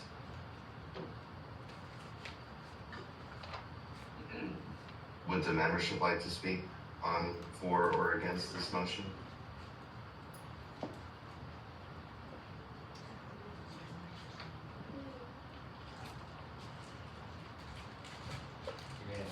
Just a quick clarification. This is only for the hiring of the GM. This has nothing to do with board members. It has nothing to do with elections, special elections, This is anything for else, the right? hiring or the firing of the GM. Okay, I like that. I'm fine with that. I would speak in support of that. Sounds like no one's opposed to something for once in our history. Fantastic. All right, I'm gonna go ahead and call the vote then. All in favor, say aye. Aye. Aye. Can I get a vote count? Unanimous. Memo. All right. Vote passes 5-0. On to the budget workshop.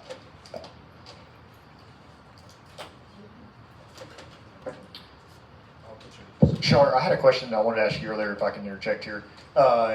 I made a note of it. Let me see. First of all, I want to thank you for staying on top of the landfill. I meant to say that to you earlier.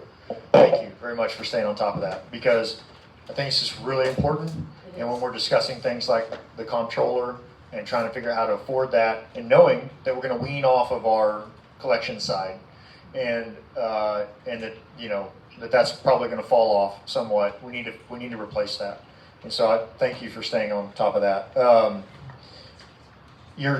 The July revision from last year to this year, would you, based off your knowledge of who you see coming into the hotel or any feedback, is that directly related? And this is important, and I know Elizabeth's going to hear this.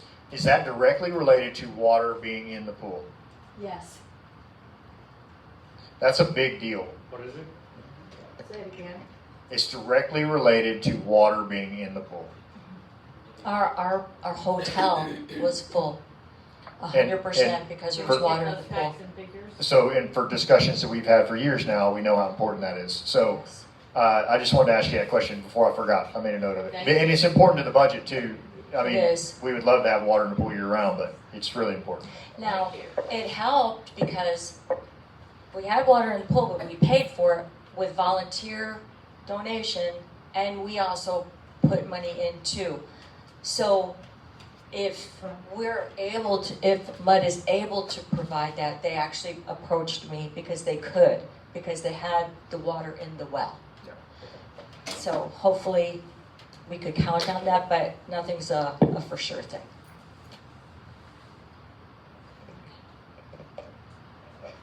Aaron, did you want me to put the spreadsheet up and then we go through it line by line, or I have it? Yeah. When you all asked for the summary, I have the expenses and the income per department.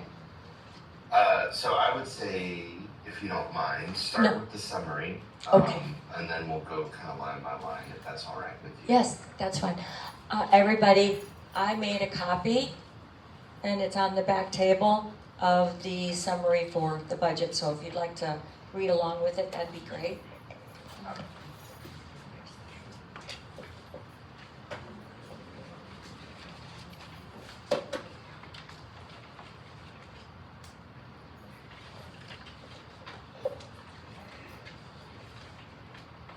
Let's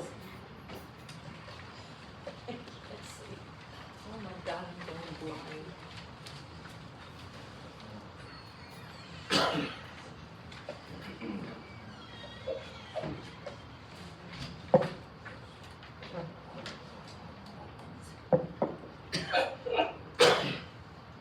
Bless you. Thank you.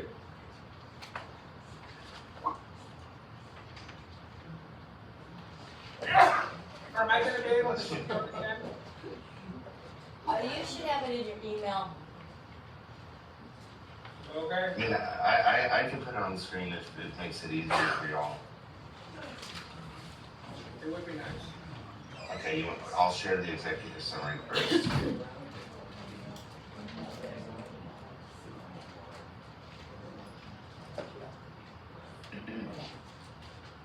I'll bring it out there. Okay. Now just do that. Can you see it? That.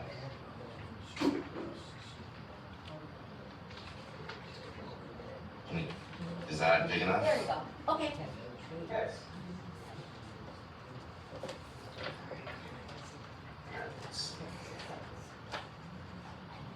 How's that? That's great. Okay. All right, I'll try to follow with you. Let me know when you're ready. Okay, I'm ready. I'm Okay. trying to scroll. Okay. I'm going to read it from my paper, but you can scroll it up there. Can everybody see Okay, that? great. Okay. So I'm very excited because one, I think this is the first time they've ever had a report like this, and I worked really hard on this. I will say I had a lot of help over the last year and a half. That I had a lot of help from Jason on this, and I had a lot of help with Travis importing information that needed to go into the spreadsheet. It's a living budget that we'll be using year after year, I hope. So you can see last year's, and on the tabs you can also see this year's new one as well. So here's a summary. The 2027 proposed operating budget is structured to maintain essential association services, continue focus on collection efforts, preserve member amenities, support revenue producing departments, and address utility, insurance, labor, professional service, and maintenance costs. Capital improvements are not included in this operating budget. This is operations only and will be presented separately. So as a summary, total income is $2,427,289.20. Cost of goods sold is $2,456. Gross income minus cost of goods sold is $2,424,833.20. And total operating expenses is $2,378,992.30. What is $2,456 of cost of goods sold? What goods are being sold for that small amount of money? It's just food. It's merchandise from like the golf course and stuff like that. Okay. I mean, not just the golf course. Just it's very minute. It's not that much. Projected net operating income then would be $45,841.17. So the final budget worksheet is favorable net operating income.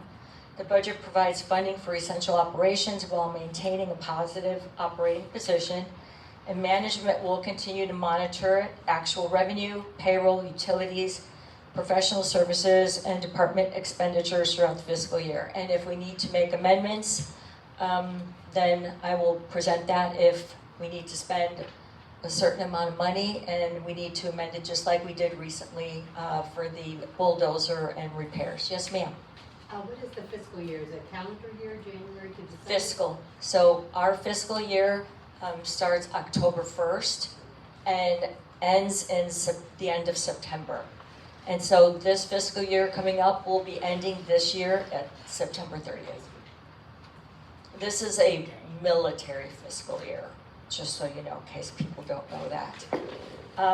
So I was asked to do a combined department overview so you could see the department, you could see the income, and then you could see the expenses, and you can see what the bottom line of each department would be.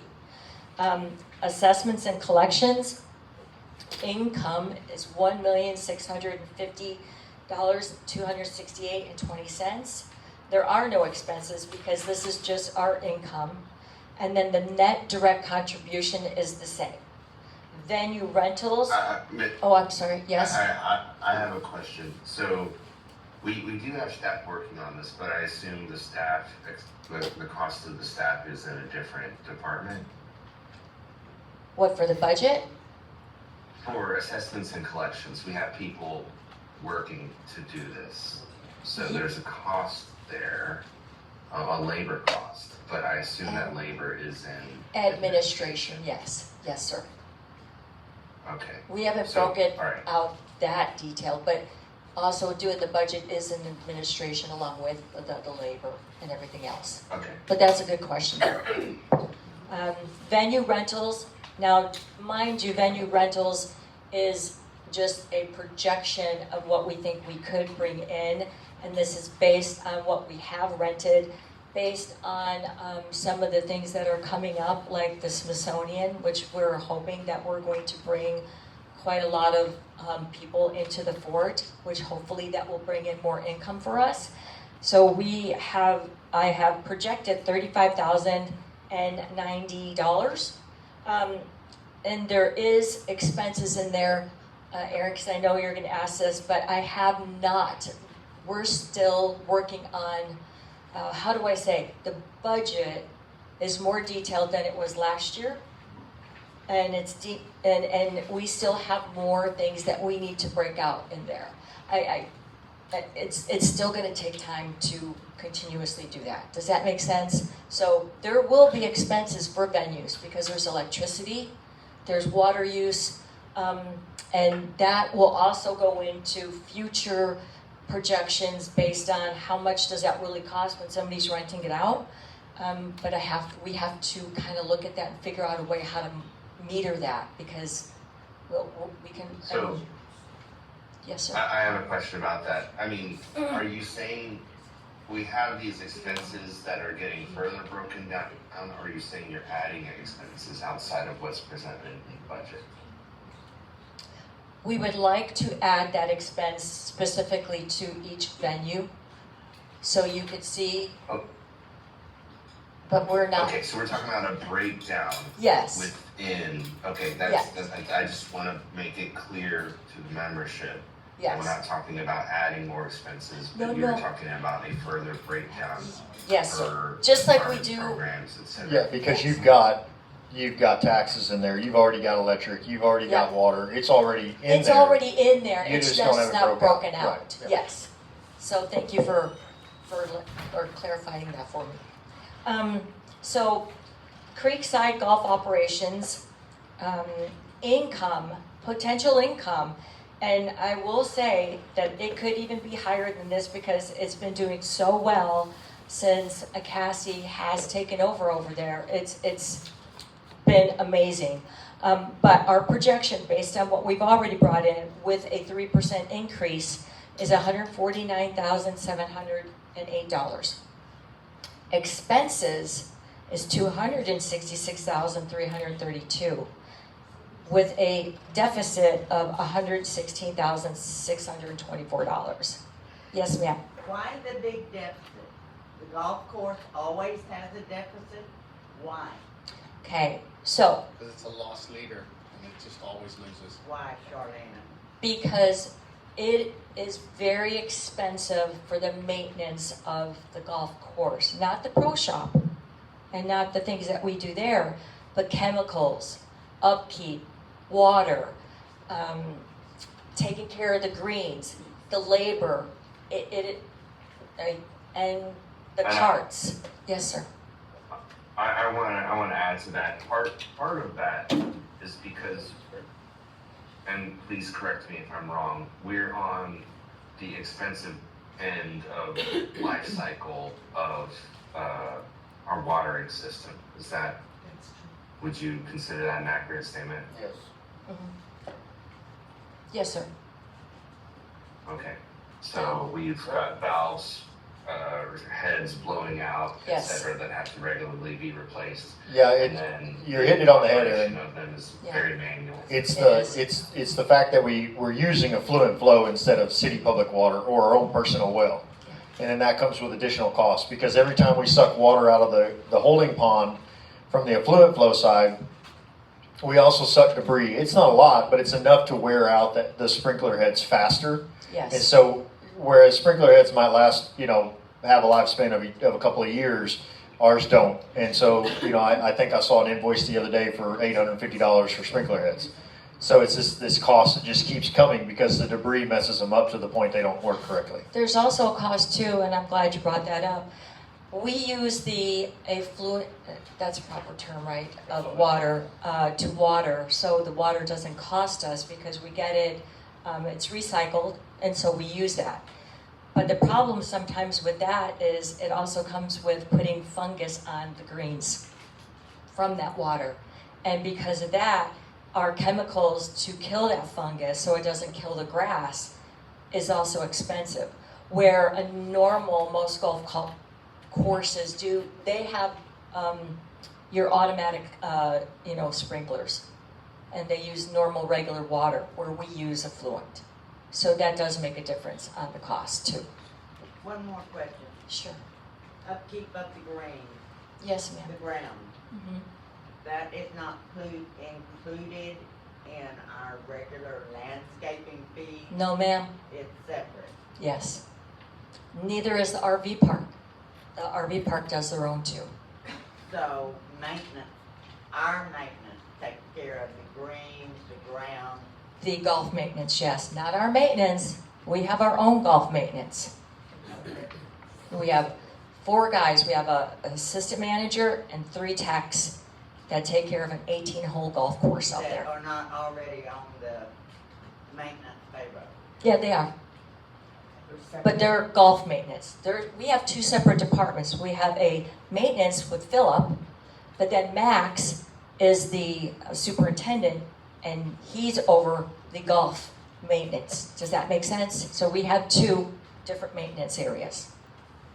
Our guys, Philip and his men, take care of the fort, and then they take care of that 18-hole golf course. Really, they could use one more person. An 18-hole golf course is a lot of work, but we get by. We've gotten a lot of compliments this year because we had rain, so it was nice. Was somebody going to say something? No? Okay. I have a question. Yes, ma'am. If that does not include Creekside, where's income and expenses from Creekside? Does Dickman pay for it all? Oh, it's both there together. Everything's there. Earlier you I'm said saying it's the not income included comes Creekside. goes to Creekside.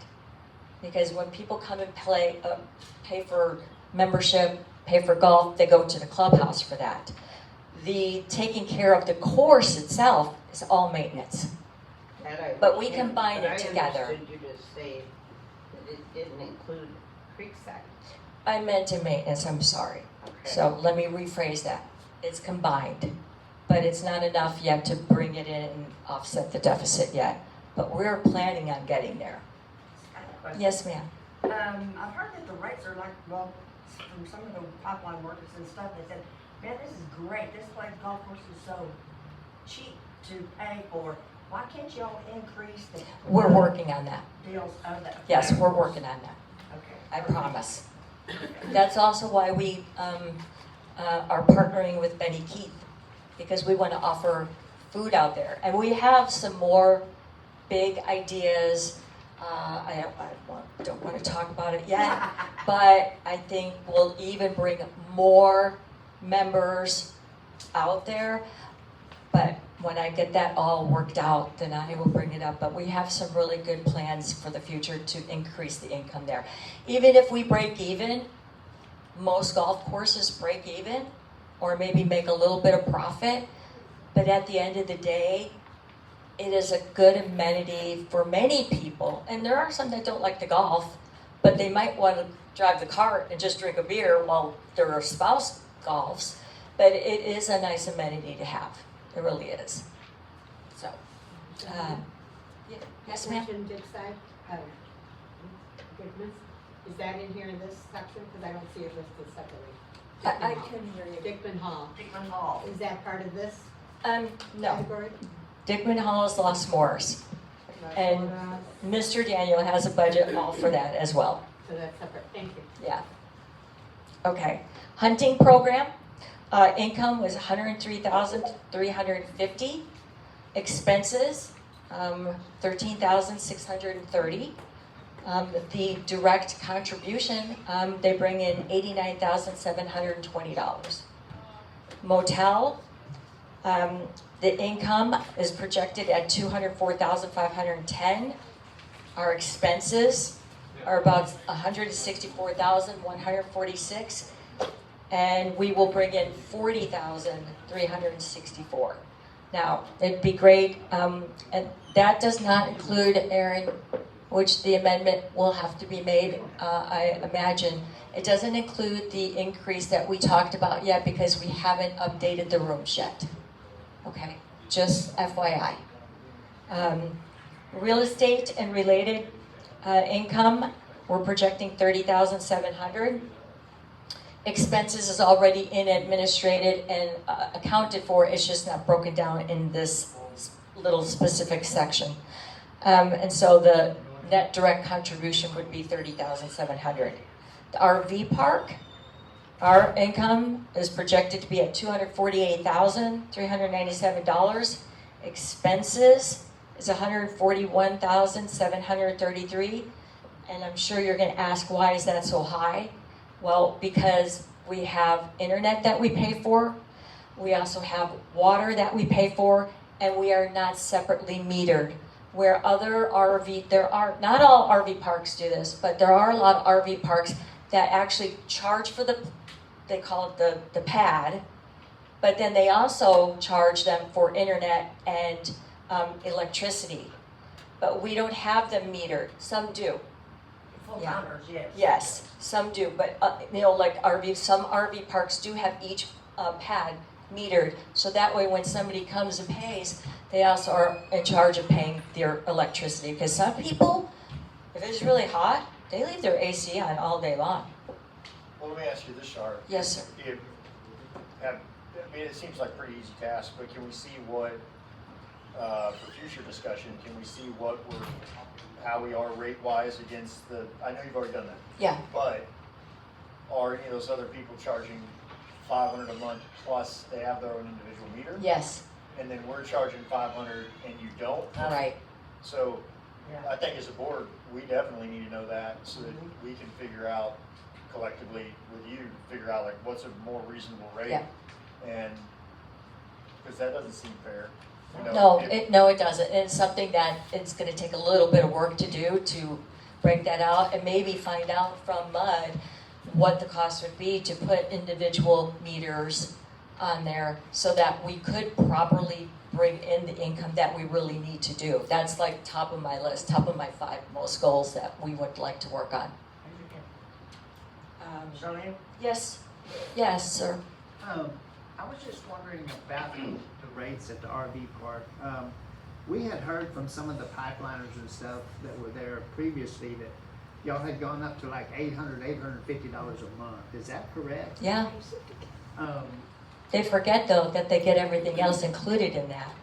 Yeah. I mean, we do a lot of RVing ourselves, and we would never stay in a place that charged that much. Well, we did give them a discount though. If they're staying longer, they get a discount. So it's less than that. Well, is that price though for everybody that comes in and not just the pipeliners? I mean, is it just across the board, or did they just raise it on the pipeliners and stuff? No.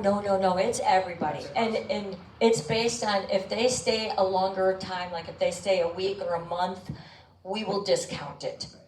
Because see, in my opinion, at that price, you're gonna lose a lot of RVers because we would never stay in a place that charged that much. Yeah. No matter what all you I have. don't know what the nightly rates are, but at $800 a month, we'd drive right on by and stay in a Walmart parking lot before we'd pay that kind of money.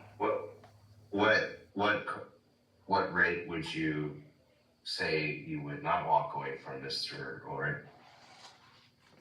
I would say most of them that we've seen, I might go $500, $550 a month with electricity and water furnished, but.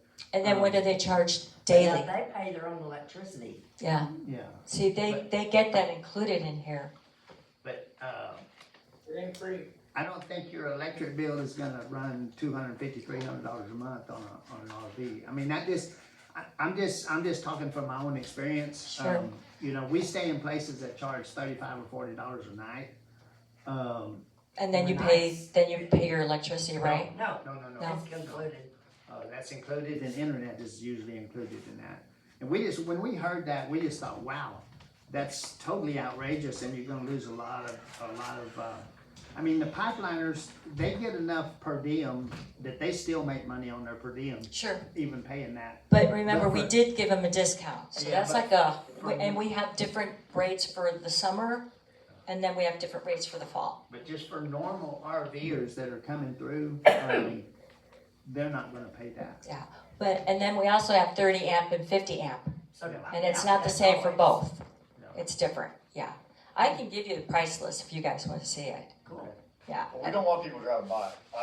No, and if we hear that, then we give them a But I think discount. that's kind of why I was trying to figure out too, like where we stand as far as, being affordable. Well, as far as the electric goes, I am totally with you on, if they like stay a month, they pay the rate plus their own electric. And that's a separate, I know you gotta have separate deals, but at least that way, you're making money on that instead of it staying all inclusive, Right. Right. And it's something that hasn't been done. And so it's something that, like these things that we're working on, we're further than we've ever been before on so many things. And those are something that, feedback from you all and feedback from where you go. I mean, I'd love to hear some of the sites that you guys have stayed at so we can Google them to see how they compare to us. And we're also looking for different ways to make more shade out there. Because,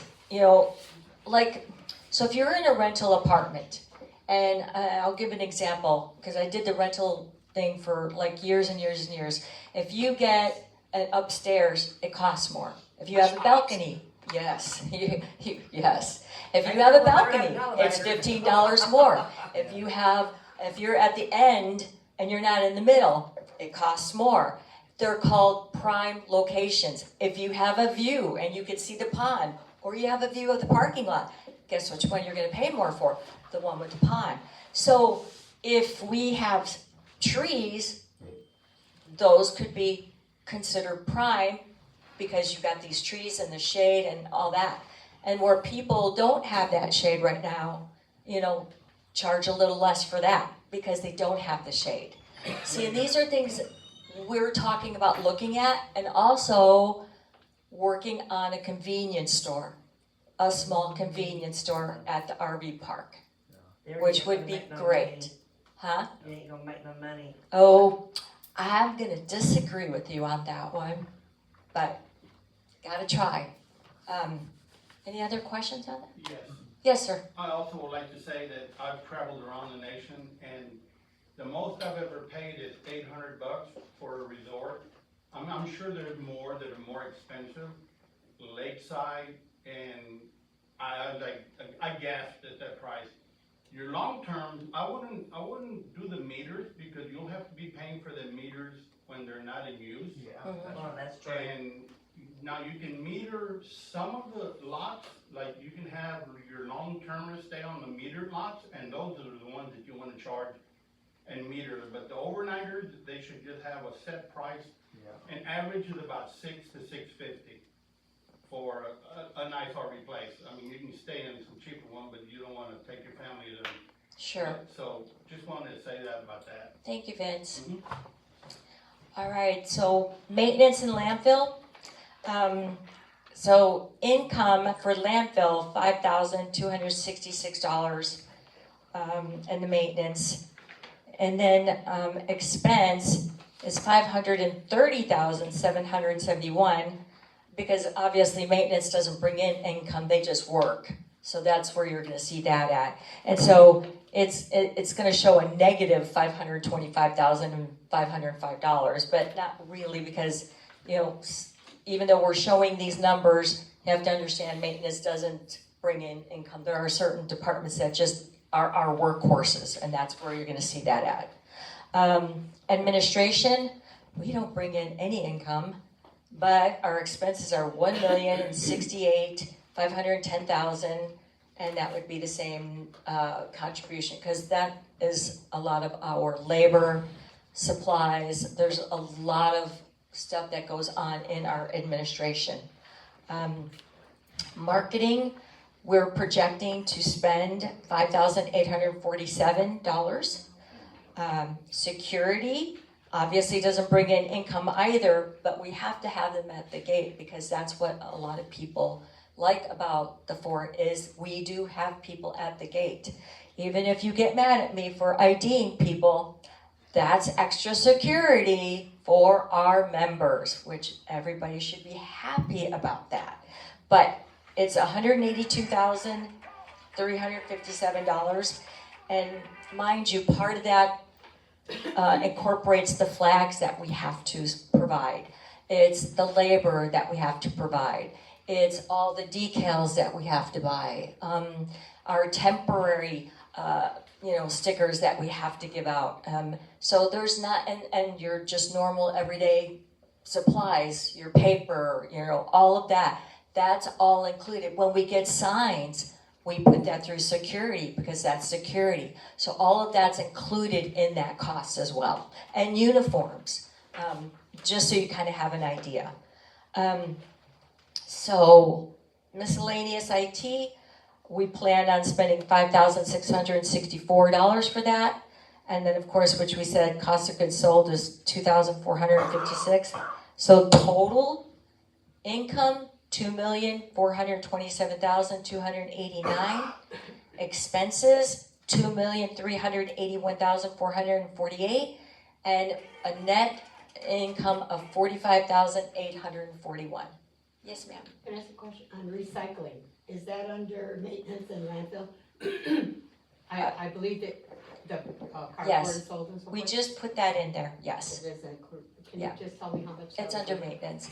I don't have the numbers yet because we actually just put that in recycling, so we can keep track of that now.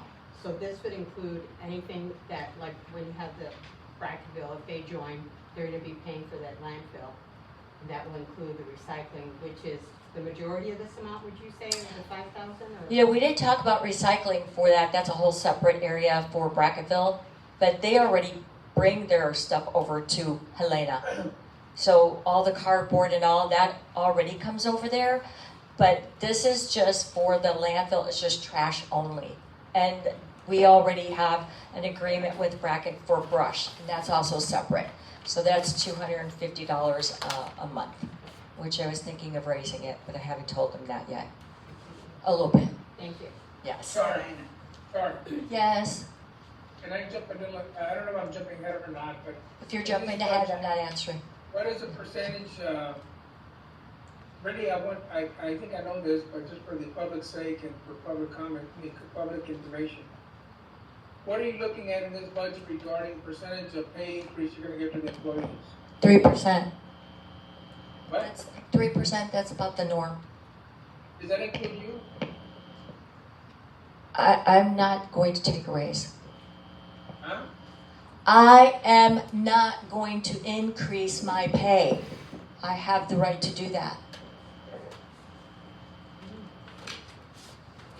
So it's 3% for all the employees except you? Yes. Yes. So if. I love my job. If we increase the fees to the membership, those monies are gonna go to help our employees. Part of it, yes. And part of it toward the fort. Okay. All right. I'm not going to go through the department narrative. Well, maybe I need to. Well, I guess I will a little bit. Okay. So, assessments and collections. When I did the budget, I'm going to already put out there that I increased it with the CPI. So the CPI originally was 4.25%, but in June it was 3.53%, which is $1.78 additional a month. I mean, for me, I don't think that's a big jump at all, but it definitely will help with the cost of the streets and stuff. And I hope everybody noticed that we've been doing some road work, working on our buildings. It's a very small increase, but that has to be voted on. But that's what I did, and if we don't vote on it, then I can take it out. But that will definitely decrease the amount of money we make. It's $1.70 something 78. per the lot and Yes. per the residential. Yes. So it's more like $3 and something on a single residential lot. Yeah. Which You're- is not you're much. correct. We're talking about $40 a year or something. And- You know, it's not And exorbitant. Yes, sir? So what is with the CPI, what's the total cost, increased revenue from the CPI adjustment?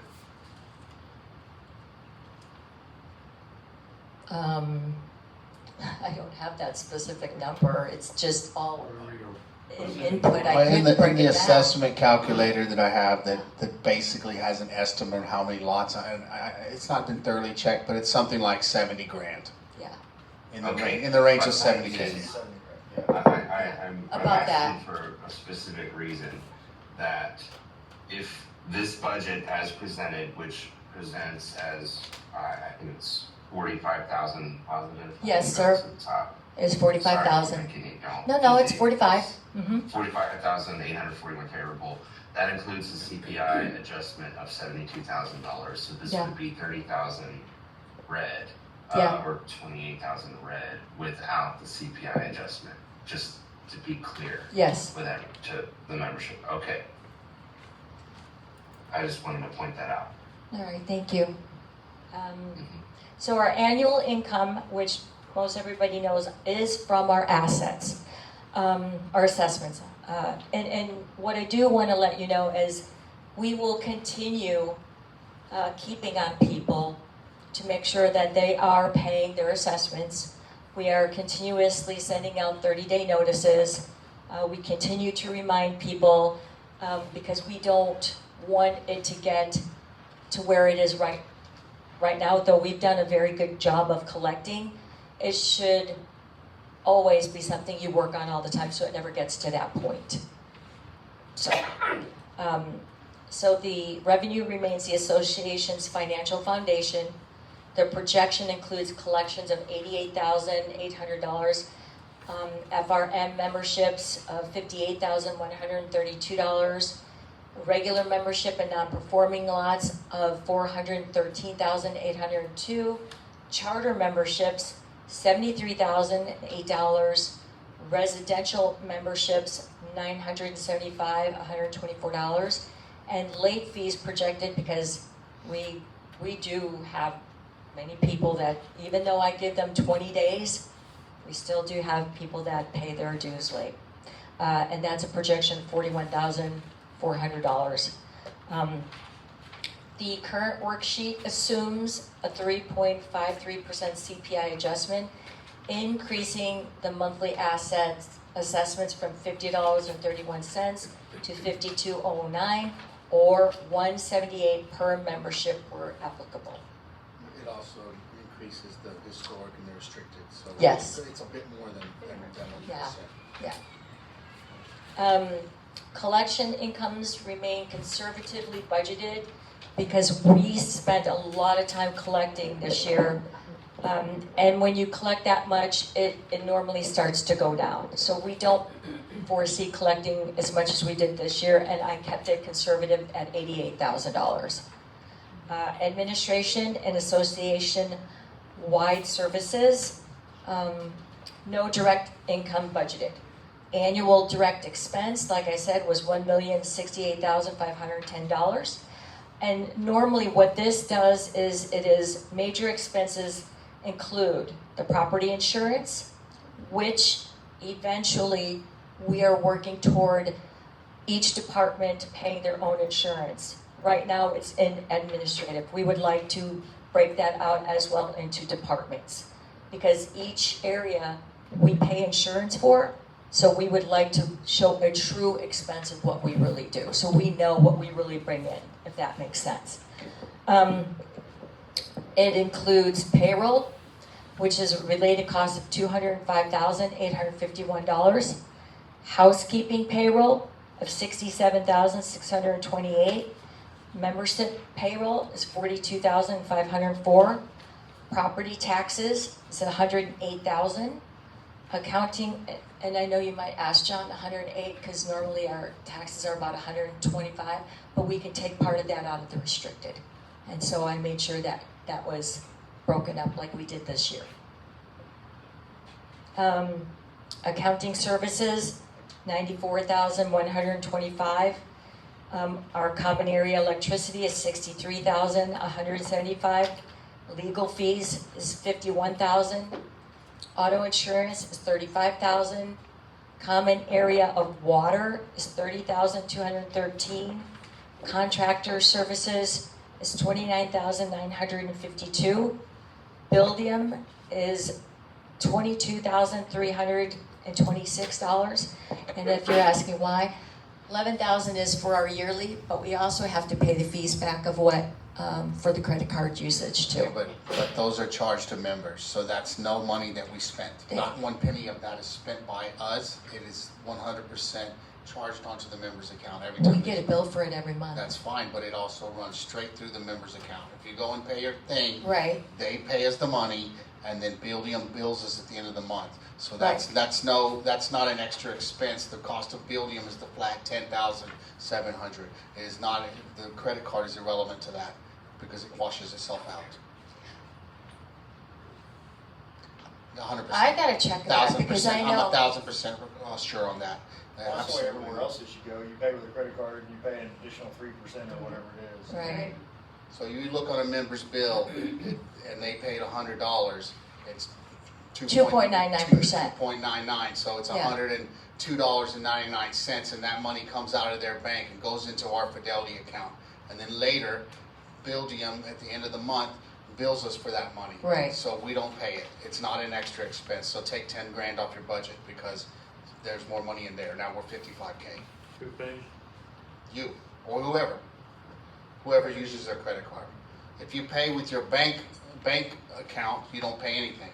But if you use your debit card or your credit card, you get 2.99% on everything.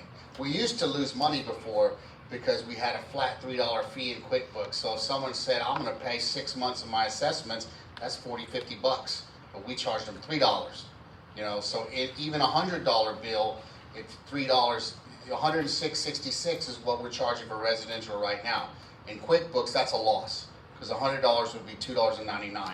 Anything more than that would loss. So it's not. That makes sense. So you're more favorable Yeah, now. yeah. A little bit more favorable. And I was looking at it a different way because so that money that they're paying for, we get it, but then we pay it back to them. Okay. And I had intention of once we get the audit done is to put that In a different account? Put it in a clearing account so we Okay. can reconcile versus what we took in and what we didn't. Because sometimes we credit back people's credit card fees if we charged them on accident or whatever, but we should reconcile that monthly bill as to what we've collected and make sure that it's kosher. Yeah, that makes sense, because that's what I used to put that in there, was all of those invoices that we received from Buildium, so I'll just take it out then. So good.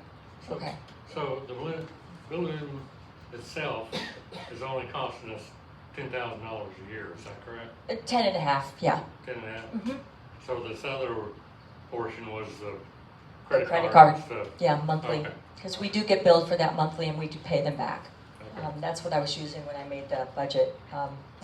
Nothing else for Buildium charges. It's a flat rate. We have like 8,000 lots that we can have, and we're using like 6,500 of Yeah, those. that'll be an easy fix, I'll just we take have it out. more. Like if we were ever to decide to use certain areas for maintenance, for mowing, and we want to put a task against it, we still have about 1,500 empty things that we could assign to it. So when an FRM gets generated, that makes one, or the stables uses one, or airport rentals or whatever uses one of our 8,000 that we have. That was what I negotiated, and one of the reasons that I chose Buildium was so that because everybody else was like, oh, $2 a month or something. I'm like, well, we can't include all of our lots in the woods. We can't have that in our database if you're going to charge me for every single one. And so I told them, give us 8,000 at a flat price. And so that it's well below what they normally would charge. Because I told them most of these are not going to be billed. They're old stuff. And so they allowed us to have every lot and everything inside the database, which was the point. Are we supposed to be doing a Reader Digest version of budget right now, or we're gonna do the long version?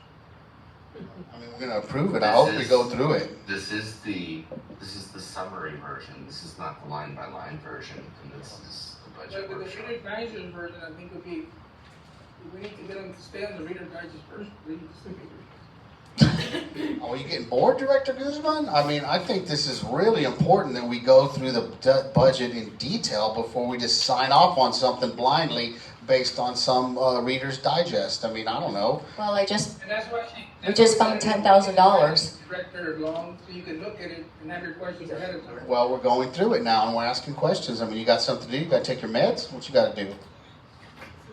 I would say the in-depth explanation is for the record and for the membership, so there is transparency and all the thoughts considered behind the numbers. And I appreciate the detailed explanation that Treasurer Long is giving. Oh, thank you. So do the members. So to continue, communication support is 18,000, Wi-Fi and services is 13,419. The accounting services note describes an annual independent audit of 13,000, Velen bookkeeper services of 21,600, and a high-level / comptroller, either or, and I put both in there depending on who we have that apply and what their qualifications and credentials would be, because it could be a very high-end one, but I have comptroller in there. And I have that budgeted at 59,524. Maybe considering a 4-day week if a comptroller is hired, I just put that in there, you know, because depending on who we interview, maybe if they're out of town, maybe they don't want to drive 5 days, maybe 4. You know, I mean, we want to be flexible with this because they can always work from home one day. I just wanted to put it in there as a card holder. I mean, it certainly seems feasible if we keep the accounting firm on there, who is very much learning our books and taking care of many more things. Tamila has done a really good job. Yeah, and as soon as we get the pro shop connected to QuickBooks and CampSpot, and then get the motel out, ADP can connect to QuickBooks. I'm kind of shocked that we have not connected any of our systems into QuickBooks, and we've been running around in circles trying to balance everything, but now we really need to prioritize that. Well, actually, Ryan and I had talked about it recently to get CampSpot on there to go over it with us, to show us how to connect it, because they've got the experience with it. So that's another item that I'm working with Ryan on. So these resources support accounts payables oversight, budget preparation, sales tax reporting, QuickBooks and building reconciliations, accounting compliance, and timely financial reporting to management and the board. Any questions on that?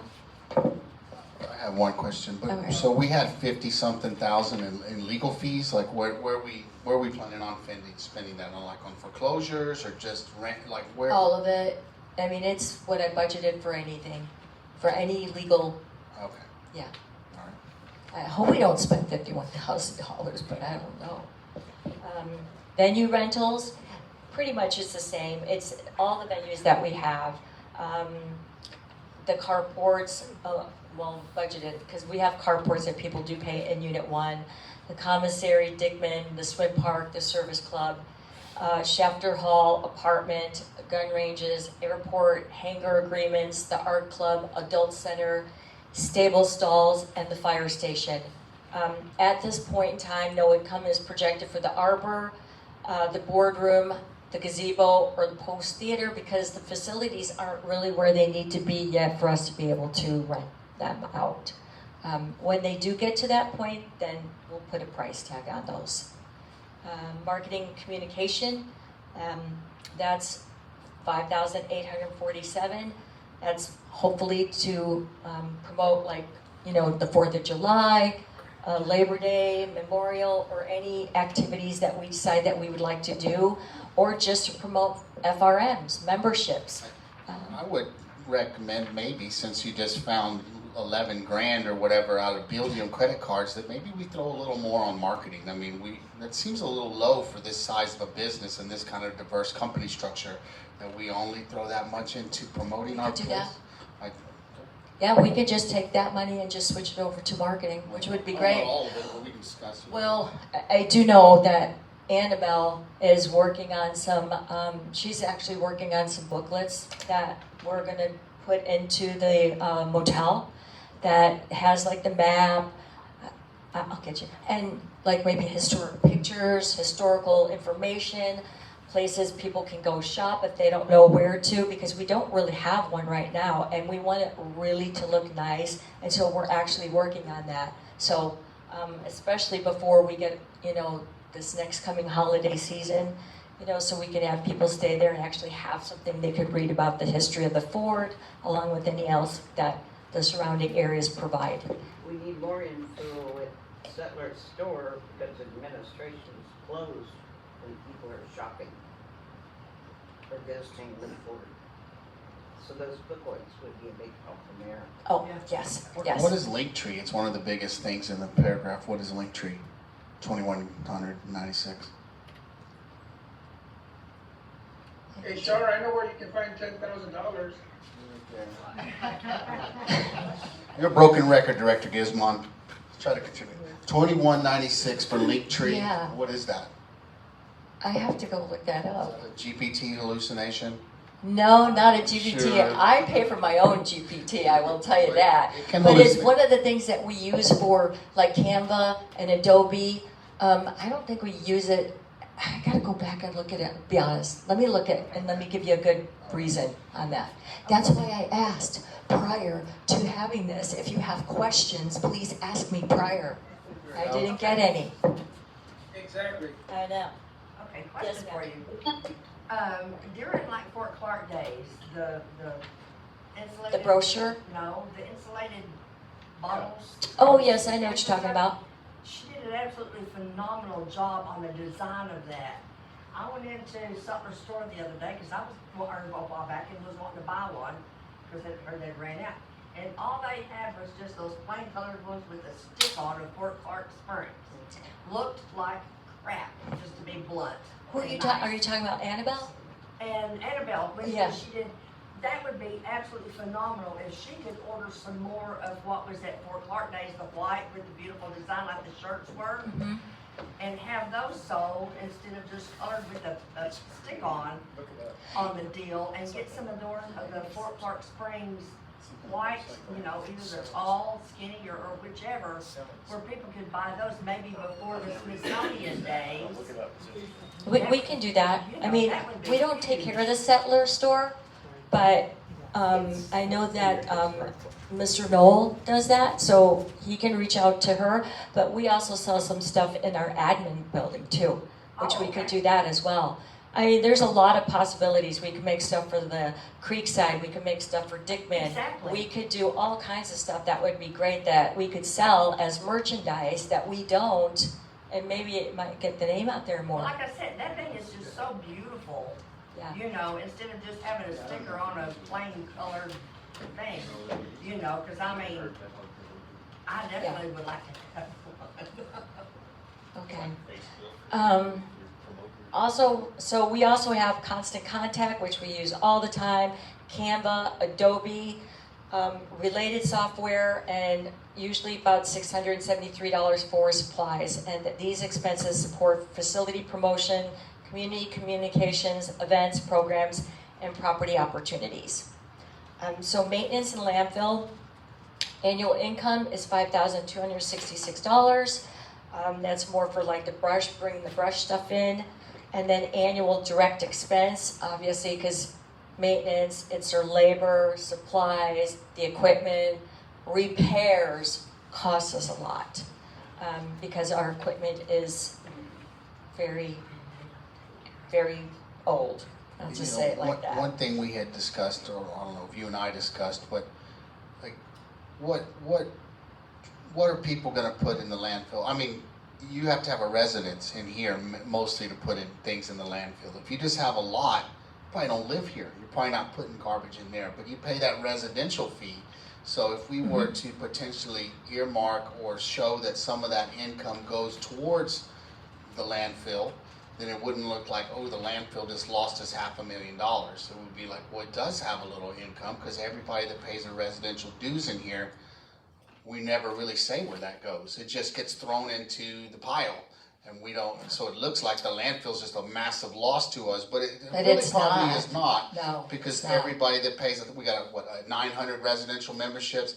What's that? 45 But grand a you just month. put it under maintenance. That's your number is the same Yeah. as the maintenance number. Yeah. It's an arbitrary number. Yeah. Right? Well, I mean, it's not the same as maintenance. Most of maintenance is probably salary.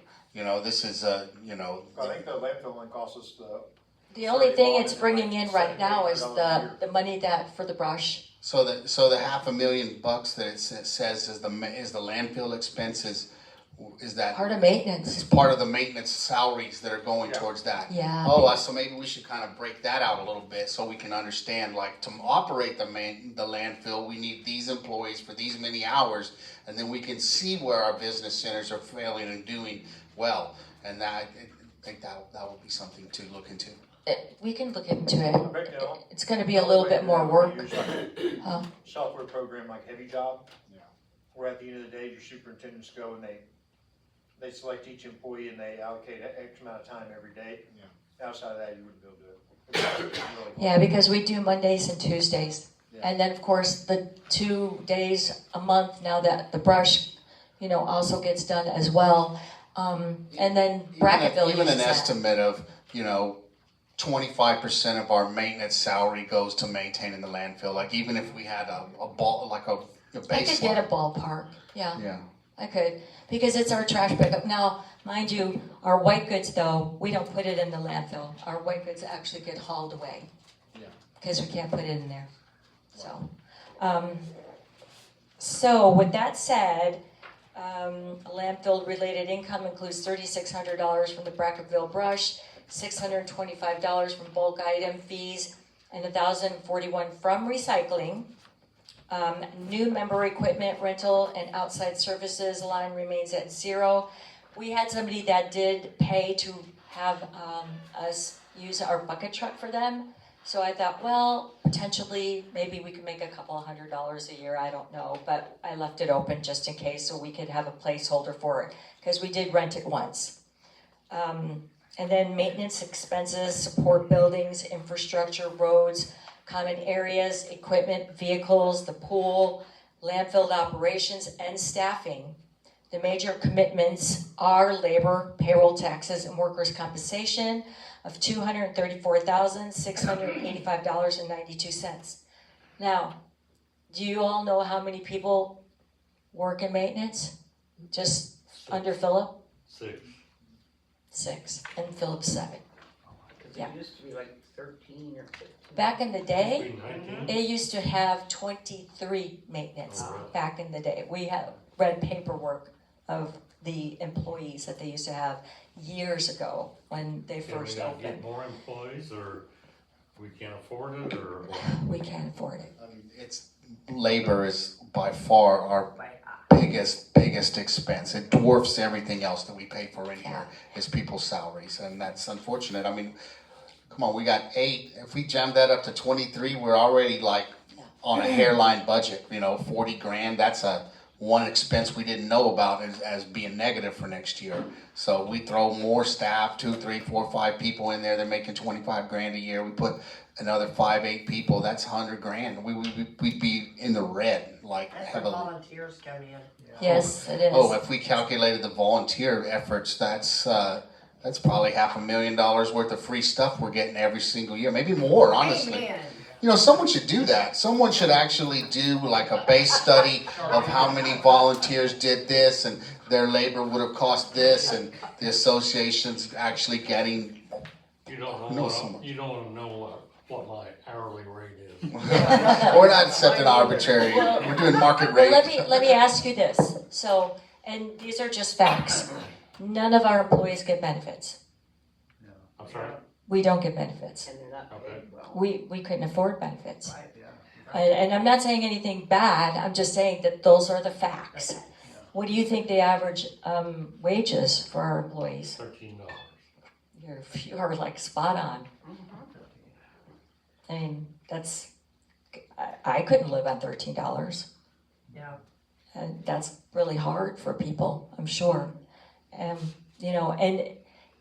when we live in Brackett, I call it a remote island because when the military is stationed at Laughlin, they consider that a remote base because Del Rio is very small. They don't consider that. And I know, I worked out there for 4 years running their housing out there. So there's Eagle Pass, then you've got Del Rio, and then you got Uvalde. And it's between 40, 50 miles, and 30 miles, and then here's Brackett. So it's hard for people, unless they move and leave, this is the area that they have to work in. Why can't we figure out a way to impose a fee on the people that refuse to recycle? That would lower our landfill expenses or. That would take a lot of manpower to do. It's honestly. too bad we couldn't get it on a computer somehow. Can't get people to pay their special assessments. Yeah, that's true. Creekside Clubhouse next? So, let's see, then we have the compensation of the grounds and landscaping, 156,000, fuels, 42,000, roll-off disposals, about 30,000, electricity is about 17,915, equipment and vehicle repairs run about 15,850 a year, equipment rental, 14,276, and that would be a lot more if we didn't get equipment from John Wiley that he donates so graciously, or like Raul, he donated, wanted to donate. We didn't need it, but he wanted to donate his tractor. So we do have a lot of people that do help out a lot.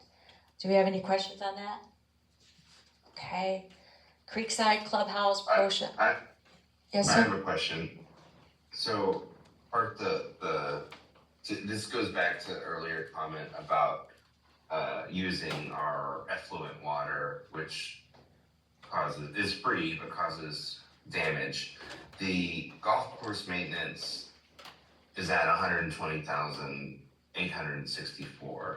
Mm-hmm. Do we know how much it would cost to not use our effluent water and to, I don't know, if it's a well or water, where the water comes from? Do we know? I mean, what given Mud's massive 71% rate, we would be broke, so broke, unless we drilled our own well. There are some things that have been talked about, Aaron, that there is a well that is by the golf course that could be drilled next to it, and we could potentially have water to water our own golf course. That's something that would have to be looked at. I know Max talked to you about that Is there before, any John. permit for that, or we would be asking the groundwater district to issue us a permit outside of Mud? That well, though, the water in that well is also, it's not exactly perfect either, if I remember the conversation. It probably has sulfur in it, but the only thing Yeah. that would be wrong with it is it's stinky. I think the problem that you're trying to solve though, Aaron, is the, Give me yours and you have oh, you know what, right to that one. I didn't know we did. He's got an extra one right there. I'd like to say too, using our recycled water, there are 4 or 5 different places that we can go and start applying for grants, because by using our recycled water, we could very well qualify if we got the grant to have them redo our complete system and make it automatic, where we're not having to pay people to turn it on and off all the time. And there are at least 5 places I've found that we could start applying for grants and get that golf course redone and cut our costs quite a bit. And by using that recycled water, we would very much qualify. We'd have to have a grant writer. Are you talking about the proposal to redo the whole system? We could apply for a grant, and there are several, there's at least 4 that I've looked at, that we could apply for them to fund a complete new system to put in, which would be completely automatic and would work with the recycled water. Yes, there are grants available for that. Well, we should certainly look into free money. I mean, certainly that would be a good chance to get volunteers to help. That's something very valuable. Some retired member that knows how to write English and can get a grant pushed through. That's massive money. It's not that difficult. Oh, I'll get ChatGPT on that thing. It's real not fast. that difficult to do grants. I've done several of them, and that's what I've been looking into on the grants for the recycled water. There are at least 4 places I've found that we could be applying for those grants. I'm always open to somebody helping us do work here and making our life easier. Also, I talked to Judge Schuster a while back, and he has offered that we can use their grant writers if we need any help in putting these grants together. He has volunteered that we would be available to do that. When I talked with him, I asked him if I could do that. Okay. So we know that from what I talked about earlier that we're in a deficit for the Creekside Clubhouse. Income includes $47,000 in liquor sales, $34,000 in trail fees and membership, $31,400 in green fees, $15,600 in cart rentals, $7,150 in food sales, $4,500 in tournaments, and $4,200 in merchandise like T-shirts, golf balls, gloves, and things like that. And then $3,670 in storage unit income, which all of our storage is already rented. We do have room to build more storage, and more people would love to have a place to store their golf carts. And that's a possibility that could be for the future, is to do that, is build additional storage. Doesn't have to be just for carts, but Does that $9,500, that's an annual fee for food and drinks, does that include alcohol purchases in there? No. Oh, that's a separate item? Yeah, look, it has it right here, alcohol. Where'd it go? It's $4,500. Where'd it go? Oh, I'm looking at the wrong one. Yes. So alcohol sales $47,000. Oh, okay. All right. Yes. Yeah, that's just alcohol. So, and with that said, the direct expense is $145,468 for golf maintenance, $120,860 for Creekside Pro Shop. Golf course maintenance includes labor of $92,370. Electric and water utilities are $23,000. Miscellaneous supplies of $10,605. Chemicals, fertilizer, $6,400. Sand, which we use every year because you need it for aeration, is $4,000. Fuel's about $2,500.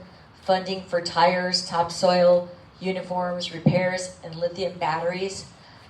Pro shop expenses include labor of $77,338, water of $10,830, food and drink purchases of $9,500, electricity of $76, office expenses of $48, and facility maintenance of $2,500, and other operating supplies and services.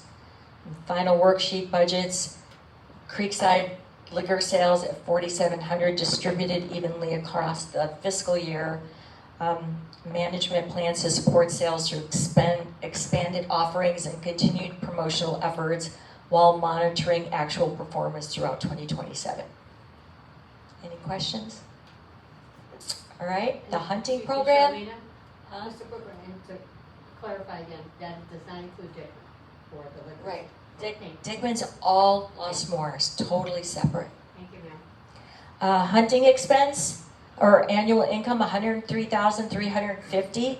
We're already working on some ways to bring in more money, as like having a loyalty card offering breakfast in the morning to add to the sales. Annual direct expenses are $13,630. That includes batteries for our feeders. It includes repairs for our feeders because people do go out there and they do. I don't know why, but they do. And we do have hogs too that tear it up as well. So we have a lot of wildlife out there. It's crazy. I have a question. As far as the wildlife deal goes, used to, Matt would take the hunters to the, what do they call it? The blinds for them to do the shoot. Now they go out there on themselves. Isn't that like not cool? He doesn't do that with everybody, only ones that are very familiar with it. And there's no labor calculations in what it takes to maintain the entire hunting program? Not yet. Okay. And so with that said, Net direct contribution is about 89,720, so it brings in now, if we were to take out some of the labor on that, which we could definitely monitor this year, of course that would bring that down, and I would say maybe How the much, most would be who's mostly 15,000. doing the hunting program? Like how many hours per month do you think? Oh, was it Matt's mostly doing it now, or volunteers are doing it? Like how much manpower are we taking to run this thing? Matt does a majority of it. Okay. Yeah, and he does the orientation when the hunters come, because they have to do that, which is about an hour. And then he takes them out. The only time there's extra is when they have to clean up the areas. They have to cut the brush, and they have to make sure that it's able to get through to there. As well as if they do shoot a buck or a doe and it runs away, they can't just let it run away and die somewhere. And sometimes it takes time to go look for it to see what happens. And if they do get a trophy buck, those can run anywhere from $2,500 all the way up to $3,800 on a trophy buck. Yeah. So with that said, revenue reflects the seasonal nature of the trophy management, other hunting activities, historical booking patterns, preseason reservations, continued promotion of the program, and the budget remains achievable while allowing management to use targeted promotions during the slower booking periods when appropriate. Hunting expenses include $8,200 for equipment and replacement and repairs for blinds, for supplies, safety, and training, $610 for commercial hunting, managed land, deer license, $1,500 for marketing and a potential. We would love to do a wild game dinner, which we're thinking could bring in money like they do in Bracket. I don't know why we can't do that, so we've been seriously talking about it. $1,100 for uniforms, and these expenses support safe operations, wildlife monitoring, check-in activities, and customer service and continued growth of the program. We're almost done. Yeah. The summary is almost line for line, right? It is. It's line for line, actually. It's showing the Yeah. income. Yeah. When I did this, it's actually line for It's line. actually pretty decent. I mean, Really? Are you giving me a compliment? Oh my God! Did Jason give you a compliment?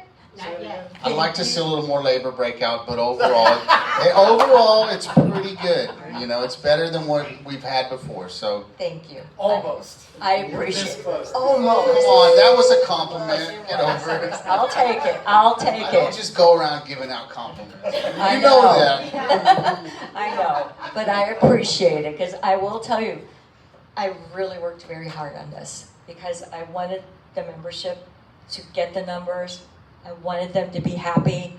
I wanted the board to be happy that they're getting a quality information and I mean, regardless of what some people have been saying, how we destroyed the association and run it into the ground or whatever, I really think we're in a better position than we have been at any time that I've ever been around or knowing anything about this place. We've got departmental budgets, we've got labor breakout, we're breaking out taxes. We're actually going to know how to manage this place and have some real information other than black box and everything and just going, hell yeah, let's just cram all these things into one thing and not know what's going on. So I think we're doing pretty It well. was broke a long time ago and you guys are still trying to get it put back together. Well, I can tell you that. I don't know if can- it was ever working well. I wasn't here, so I have no idea. I know that.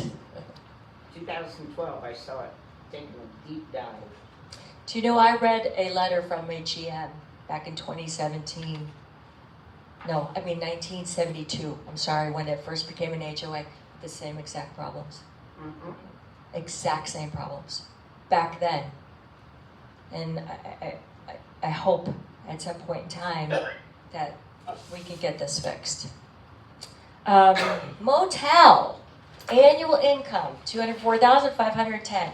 Annual direct expense, $164,146.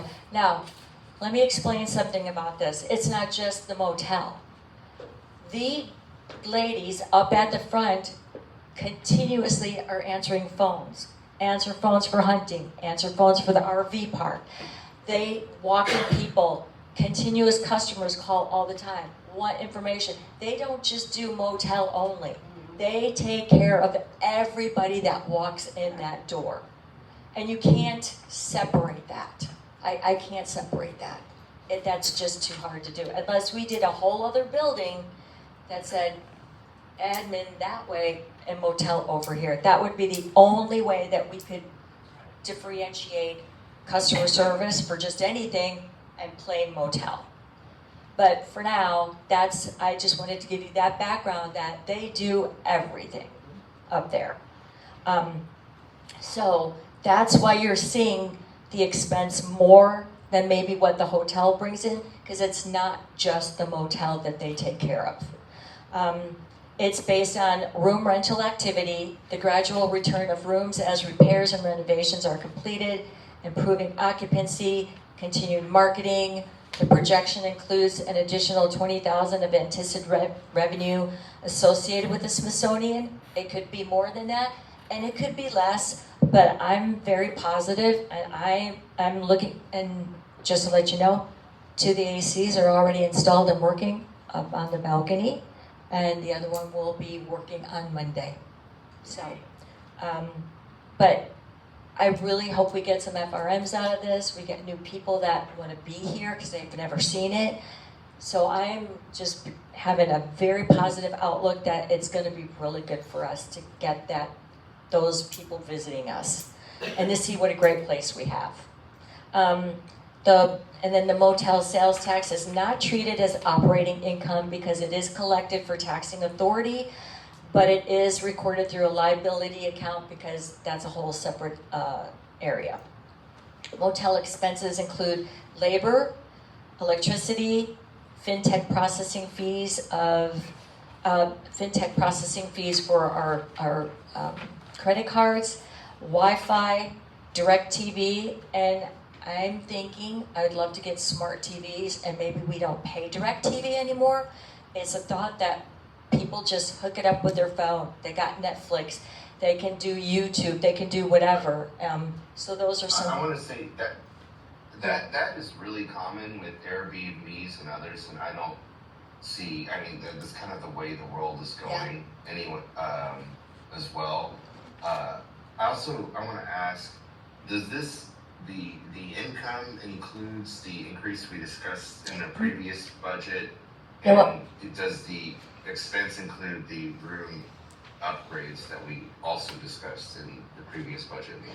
No, because the upgrades would come out of restricted, I believe, unless I'm wrong. And I did say at the beginning of this that I did not put that in. I didn't put that upgrade yet in there, the increase for the rooms, because we haven't redone the rooms, or I guess what do we want to call beautified them. And I'm going to ask for $15,000 instead of $10,000 because that's what it's going to take. Well, the increase I had done was approximately $12,000 for okay, so I'm going to ask for increase. I'm going to ask for 15. It's also depending on what TVs we do have in there. We could get Fire Sticks or Roku sticks or something. If the TV's still mounted and good, it's not necessary to tear it out and buy a new one. You get a stick and you can move it to another room. You could check them out to people or whatever. And those could be programmed with free channels. And we could even have some like Fort Clark YouTube saved in there. Some kind of things like that. We could set those up in mass, and it would not be a big problem if it was done in a technical way. No, and that's like I have like a list of things that I want to work on, but it does take a little bit of time to get that done. I have such great ideas, but I can only do a little bit at a time, but it's something that I think would be really beneficial. And so cleaning supplies, toiletries, towels, about $5,000, repairs and maintenance, about $3,800, software, $3,500, pest control, $3,100, office supplies, about $1,200. The girls would like to start wearing polos for a uniform shirt that say, Fort Clark Springs so they look uniform. They all voted for it, so we're gonna start using nice polos. And then of course, management is evaluating, like I said, smart TVs as a future way to improve guest services and potentially eliminate the recurring DirecTV expense or whatever the other means are out there that we can do. Yeah, there's some people I know that, like, there's services like Philo, $25 a month or something, and you can just, you know, pay for that subscription. Works for so many TVs. So there's other like cable packages that are mainly meant to use on your Roku, on your computer, that probably would be much more competitive than like a name brand thing like DirecTV. So certainly many ways to optimize that. And so, with that said, that's the motel. Real estate and related activities, annual income is $30,000. We could use some of our marketing monies to advertise that. We still have lots of lots that we could sell. We still have lots of areas, but in order for us to do that, we have to clean up. We have to get the areas cleaned and the units so they look good. So I know Jack is working on that. And like I said, I've heard nothing but compliments. It's so nice not to have people complain to me about landscaping. And people are actually complimenting, you know, even though our volunteers are a big part of that too. So please, I continuously say this, you all are the lifeline of the fort. And without you all, we wouldn't be this big, gigantic, happy family. Depends on what day it is, on how happy everyone is or not, and who's happy or not. RV park. I wish they put something in the water. Annual income $248,397. Annual direct expense is $141,733, and again that is electricity, AC, and water. But we still brought in $106,636. Oh well, I mean this is what we project, but I'll let you all know what the bottom line was at the end of September, how we did. I think that would be a great report to do. One unrelated thing that I've been thinking about. So have you noticed that some Spectrum representative has been begging for us to promote Spectrum to the membership?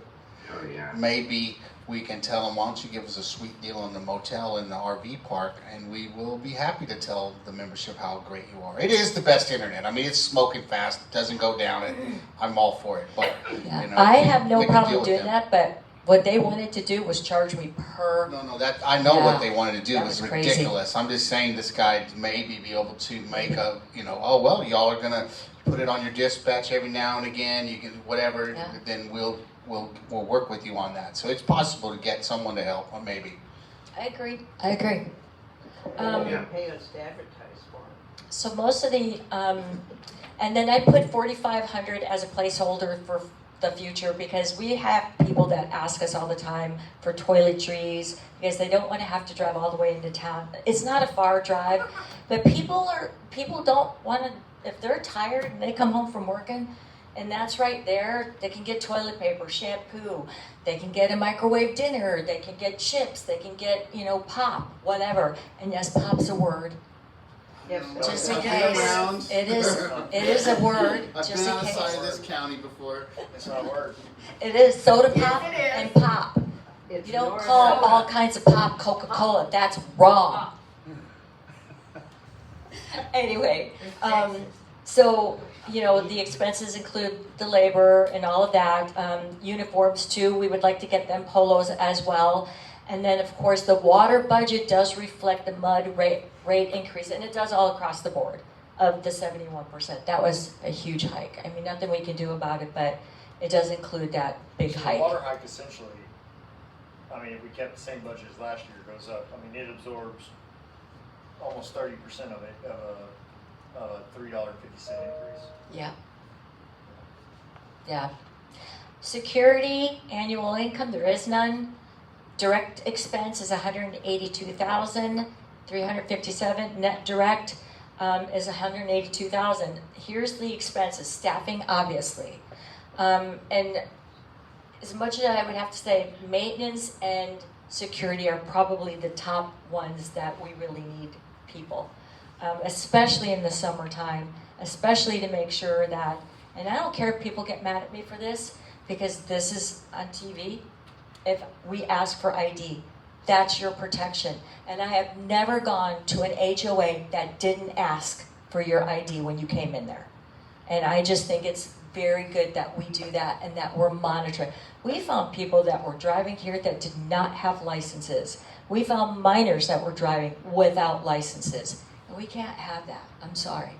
I want to bring up that this has come up, I mean, as Charlene knows well, this has come up with member concerns to the board regarding people, you know, potential underage people cruising around the fort on ATVs and golf courses, etc., and also just security in general concerns. So and I would also I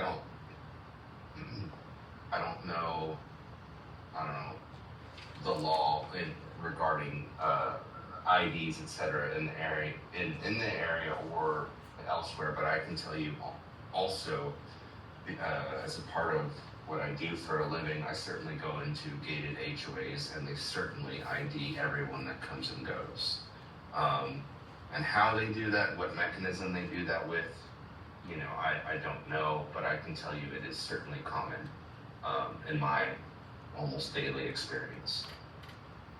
Thank you for that input. I mean, what do they do when someone shows up with a car with 6-8 people in it? They only ID the driver? Yes. They could have a dozen felons in the back? That is correct. They only ID the driver. What happens, like, legitimately, if I have a guest and they've lost their ID, they lost their wallet, can I go and get them from the gate? Or I can yes. call and, like, say, hey, I'm vouching for them, but please let my aunt in there, she's whatever. And then, It would be on you. Okay. Yes. Okay. Mm-hmm. So there's a scenario where someone. Somebody's responsible. Yeah. Yes. Okay. That's very good. And I know, just while we're on the subject, we're also requiring people that are renting out their homes, they have to have a sheet filled out, the renter, and they have to bring us the lease because it is in the rules and regulations. Okay, hold on. Now I'm gonna argue on that. You can argue You can that read it's in the rules. You can read Prop 209, and you are only allowed to ask me for their basic contact information and how long they might be staying there. You in no way are entitled to the lease, how much I'm charging them, the terms of my thing. You're not. So check the state law, because our documents are heavily conflicted to that. I've said it before. Well, you're not entitled to that. You're That's not. all we need is the name and how long there's, and making sure that the point of it, the intent, is to make sure that you have a contract that meets the qualifications of the CCNR, so the architectural know whether or not to uphold, whether they're following the rules. That's the point of it. And to also know who's staying in the house. That's the intent of the rules. It's not to know every detail of every little thing. No. But no, it's not allowed by state law for you to demand a lease from anyone. Well, then you tell me, what do we follow then? The We state follow our law, rules and regulations? The state law supersedes all of our documents by far. So far, you cannot violate Prop 209 by our document in any manner. That's why it was voted on by the Texas legislature, not by whoever's sitting on this table. Like, you have to follow that. So just let's look it up and let's get a form that meets the state law, and then I'll give you one for my renters. Okay. Okay. All right. You got a deal. Good deal. All right. So now where am I? Anyway, all of this just funds and supports the gate, the operations, patrols, emergency response. I don't know if you're going to say anything about this, I'm not sure, but also in our rules and regulations, it also says that members are supposed to have a membership card. We would love to go back to that at some point, and that's something that I think would be great, and maybe get a barcode on the back so that it can be scanned. These are just ideas I'm telling you, but I think it would be great if members had their own membership card. Just an idea. It is in our rules and regulations, though. And other operating income, miscellaneous expense, and cost of goods sold. Annual income, 0. Annual direct expense is $8,120. There's no direct contribution. These are credit card charges, income, miscellaneous income remains available as a clearing and reclassification account, but are budgeted at 0 because the related revenue is ultimately assigned to the appropriate departments. So what it is it's a placeholder, something got coded incorrectly, then we could go back and we could look at it and say, hey, we need to recode this to the correct one. Or it's a clearinghouse and we pay the credit cards with the fees. So basically it's just a placeholder. Can I go back to security a minute? Yes, ma'am. Do we ever do random drug tests on employees? Yes, we do. Okay, I wasn't aware of it, I was curious. We can do it at any employee. It's in the employee handbook. And random, And random. spot check. And I've done it. People have been disqualified in the past. So, final of the budget, and then whoever's tired can go home, I guess. Key budget assumptions. Assessment rates, the current worksheet uses a 3.53% CPI, producing a projected monthly rate of $52.09 where applicable. Collections, income remains conservatively budgeted despite unusually strong 2026 performance. Late fees income is reduced because the operational goal is to lower delinquency and improve timely payment. We really don't want to have to charge people late fees because they don't like that. Labor, department payroll budgets generally include wage adjustments and the related employer payroll taxes and workers' compensation costs. Water, affected departments reflect the MUD rate increase of 71% and a seasonal usage rather than equal monthly allocations. Insurance and property taxes, several department level lines remain at zero because the primary costs are carried in administration and have not yet been allocated to those departments, which I'm working on. I hope to have that done this year. Revenue estimates, it's unpredictable income, including ARC fines, tent rentals, equipment rentals, and miscellaneous clearing activity, is not relied upon to balance the budget. And capital improvement projects and major improvements are excluded from this operating budget and will be presented separately. So the final position is what we already talked about. Any more questions? Yes, lovely lady. Thank you. I have, one's a statement, one's a question. Going back to security. Tuesday evening, late into early Wednesday morning, I'm going to say it was a breach into the fort because it was right at the parking lot in front of my house. Cop cars, the lights went on for 30, 45 minutes. I have heard nothing about what was happening, and it's a little discerning considering the high-speed chase that went through town that day, stopped at Napa, and there were shots fired.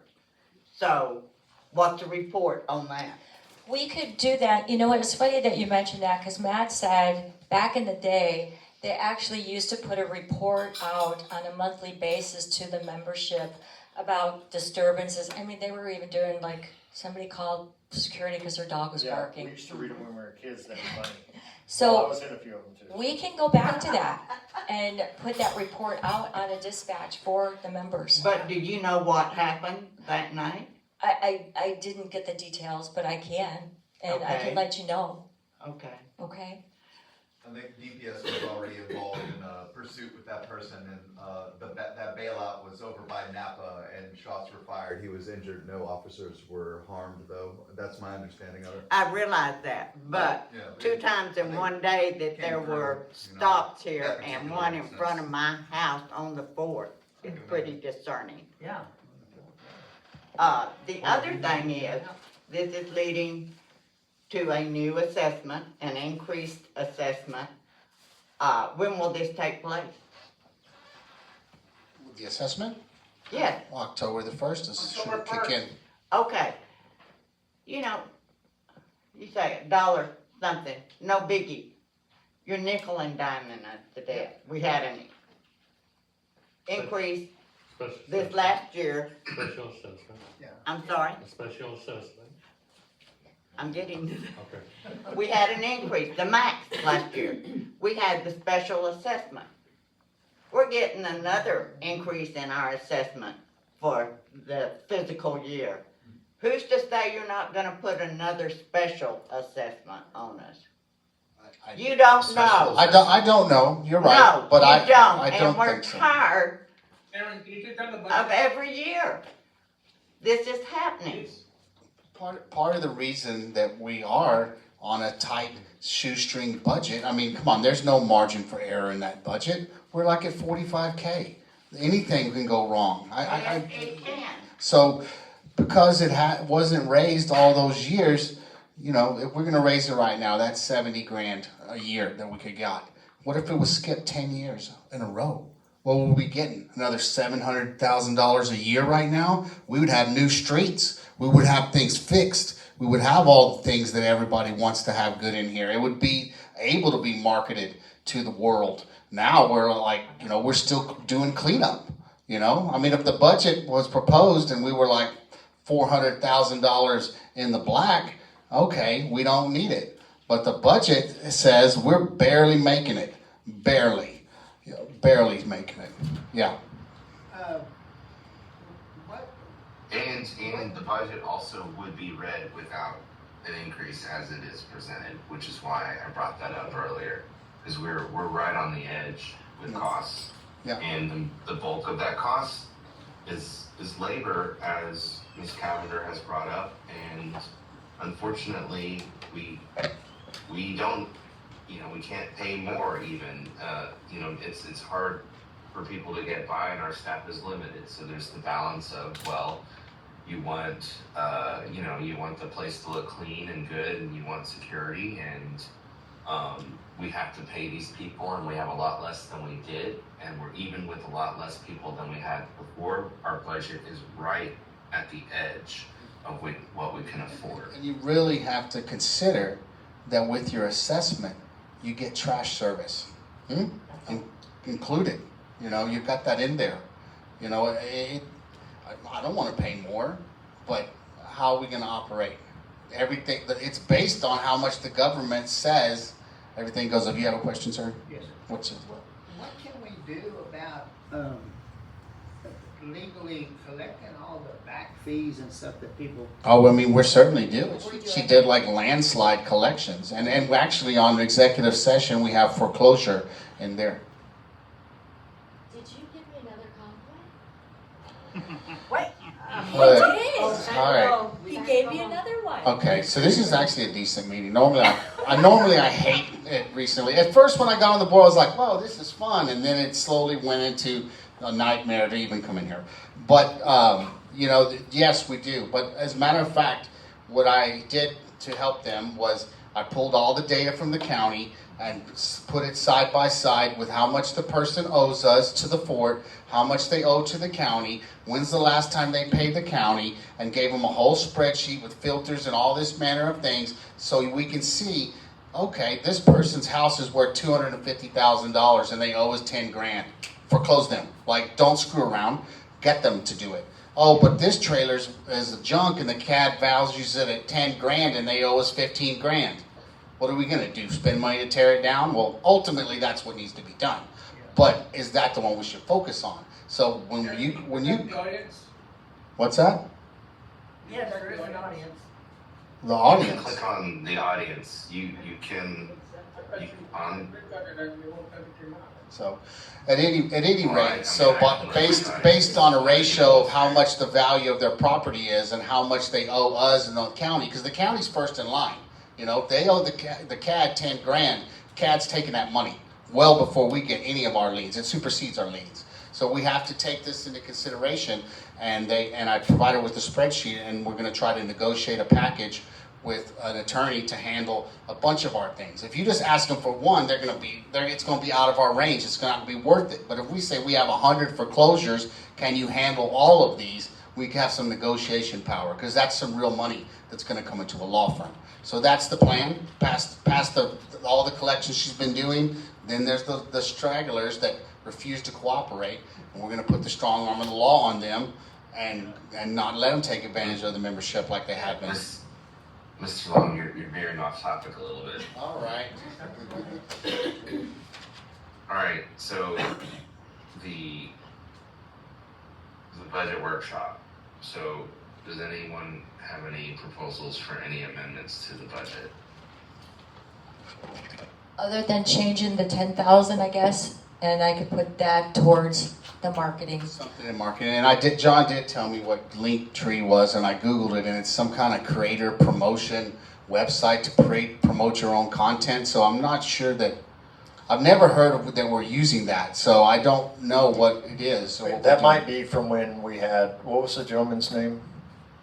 Oh, Andreas. Andreas. When we had Andreas in here, that may have been something that he created. That could be something that I could just Because get he rid was of. actually creating Yeah, content. he We may was. be paying for something we don't even know. Exactly. $2,600 I a can year. go back, that, out of all the stuff, then we only found really 2 things that whole budget that took me hours. Well, I would think it took more than hours, probably tens of hours. I think I'll it, look at it now, and if that would be then $2,300 more. Yeah. no budget's gonna be perfect. I think this is the, obviously the most clarity out of any budget we've ever gotten. So, something about, that I asked Charlene for that the board kind of needs to know about as far as talking about the budget discussion, and kind of goes to what you were talking about, just kind of the overall budget and getting money. We often forget when we're approving a budget about the restricted budget or the restricted fund. The restricted fund, and it's important to talk about the restricted fund because Charlene just brought it up a little while ago. She only has $108,000 in the general fund for the taxes, but we actually pay around $130,000. So that's $22,000 from our restricted fund that's gone before we've even started the next fiscal year. It's already gone. We bring in about a little over $80,000 a year in the restricted fund. And so now we're down to $60,000 a year. That $60,000-ish a year is what we use technically for any capital improvements for we need vehicles right now. Our maintenance department can barely survive. And we need a trailer or 2. We need vehicles. I mean, Probably 3 vehicles. we're in a tough spot. But just in the last fiscal year, in this last fiscal year, we've spent somewhere north of $170,000 out of the restricted budget, and that's twice what we brought in. So the restricted budget's running 200+% roughly, and you don't see any of that in the general fund. And so that's important when you talk about an increase in dues or anything like that, because yeah, we are running a hairline budget, but we also spent 200% of our restricted budget this year. And the only reason we survived that is because of your collections efforts. So the collections efforts are what offset what we actually got in the restricted budget. I think the special assessment. No, the special assessment totally helped, $80,000. Well, sure, it helped, but we still spent that much money. We did. So we would have been And 200 so plus grand. when you got your numbers for the assessment income, was that the operational portion of the assessment income, or was the total assessment we collected, which includes all the historic and restricted, which actually does not come out? I gave him the fidelity. You know, the budget's supposed to have it parsed out. Yeah. Like we used to always parse it out. Yeah. The percentage comes out, yeah. Yeah, okay, it's out. Okay, good. Dora, have we started putting liens on people who haven't paid the special assessment? Not yet. We did how do you want to say it, a push for those that didn't. That's where we got the additional money from the spreadsheet you gave us. Yeah. So that's coming. People are not going to like that. Yeah, no, I identified people that have only not paid the special assessment. You need to target them. Like you're paying your regular assessment. Either you don't know you need to pay that because you haven't ever been notified, or you're willfully just trying to be difficult. And it's not how you do. Like I paid mine times 12, 13, and I didn't want to come off that in 1 month, but I did. Because we need things in here. We need it. Like. When we get to the CPI, we'll go over how much it is, but it's like $40 a year. No one is going to go under if we ask them for another $40 in 2027 or whatever. Like, you won't. Did we get more than 60% of the special assessment collected, more or less? I don't think so. I'd have to look at the numbers though, just to make sure. I don't want to say unless I go and look at the breakdown. But we've done very well, but there was 100 that you said. Hold on, what did you just say, Memo? What was the percentage that we collected from the special assessment? Is it more than 50%? Yeah, it's like we're like well over 80-some%.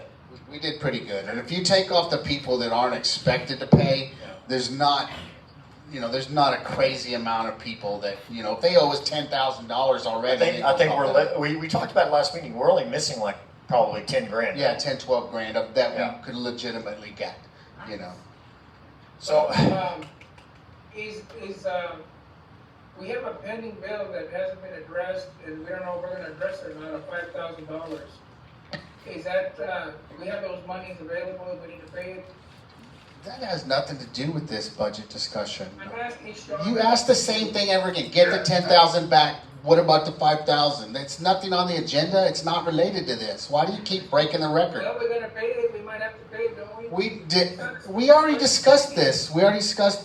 And it's really a matter for executive session, not to get in here with our legal This is stuff. Board of Directors meeting memo. This is not a private discussion. Okay, GM. is it- And we're staying on budget. outside of like, We're staying on the budget. What's the answer? outside of specific questions to the budget, I would, like specific line item, because that summary was almost line for line. I mean, we're not talking about really small charges, we're talking about summarizing, but you're not really in the finite. But it obviously spent a lot of work, we've all spent a lot of time doing this, right? We've done this for multiple meetings now. I would like to make a motion to approve the budget as presented for fiscal year 26-27. Is that what you said, please? Well, actually, we probably should approve the assessment increase before we approve the budget that already includes the Well, I assessment don't have- increase. All right, so let's, I would motion to return to the budget and jump to the CPI, topic. And decide on an increase, and then we can Okay, go back to the you mean budget. the agenda? I jumped to the agenda? Okay. Yes. I'm So I perfectly have okay with the assessment, the CPI up, so Mr. Yeah, Long can explain it. Yeah, I will. I made this about a year ago, and I learned all the ins and outs of calculating how we can raise or not raise the assessments. So basically, the CPI is based on the 1967 inflation ratio, and currently in June is the month we use, it's 3.53%. You can change it and the whole thing will recalculate for you if you want, but it can be the max of the CPI increase, which is 3.53%, or 2.5%. So if the CPI increase was 1%, then by our declaration, we could still take 2.5%. But we can take the greater of those two things. And then after we decide on the percentage, that thing is whacked up, and the restricted fund can get a maximum of 12% of your regular assessment. So right now that's set up to 12, and it's changing the numbers, but you can set it up to that's the max, 12%, which is what we used, and then that 12% of the regular assessment is sent 25% to preservation of historic buildings and 75% to the general restricted fund. So if you look in the top there, we were charging $50.31 for the membership.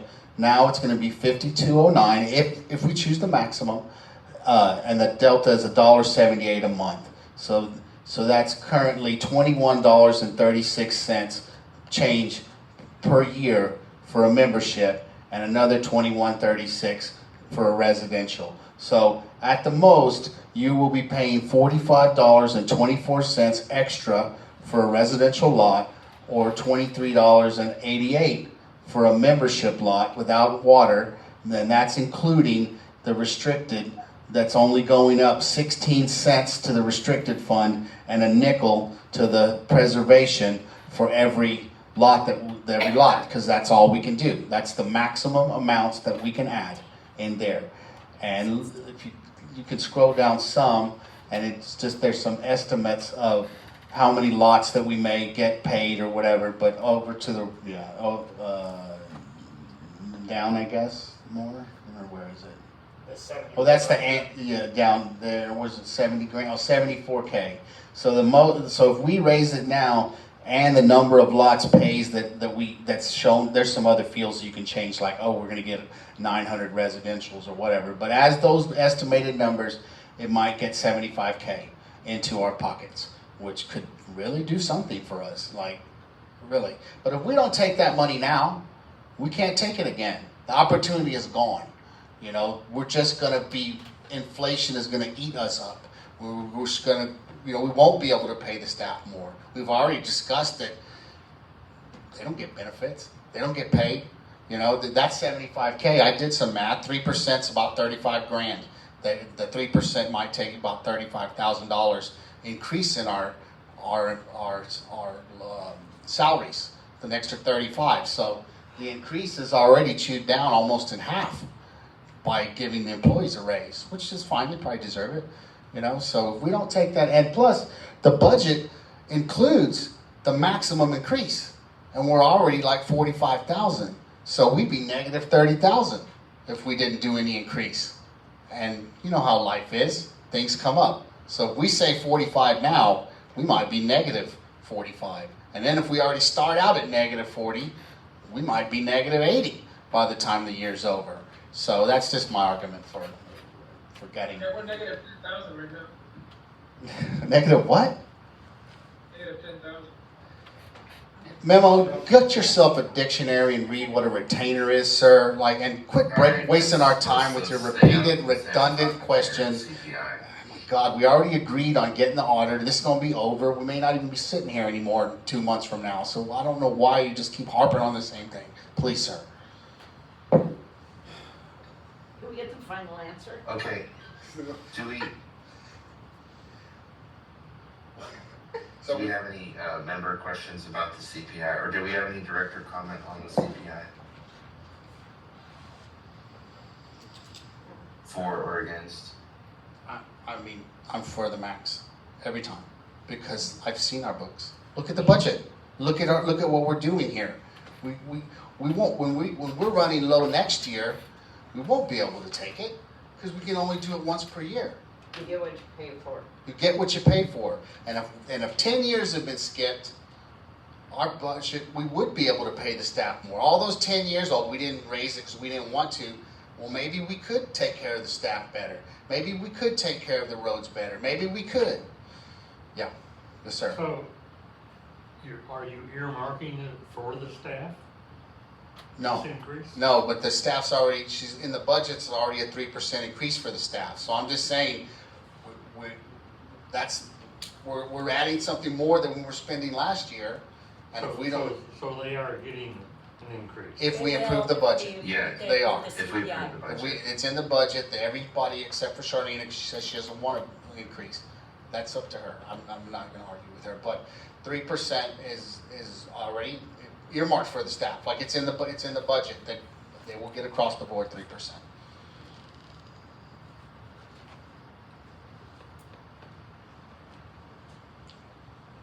So, again, any directors have any for or against the CPI increase?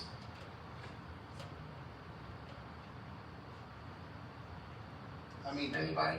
seriously, I'm up for recall, and I'm telling you that we need this money. That'll be some votes off of me to get me thrown off, and I'm sitting here telling you that I've seen the budget, I've seen the numbers, and for our sustained future, we can't keep saying we're not going to take an inflation increase when inflation is real. It's a real thing. Like I don't control it. The government calculated it. You know. Okay, that's my argument. Okay, I'm going to make a motion, Aaron, to approve raising the CPI index by 3.53% for fiscal year 26-27. Second. I'll second that.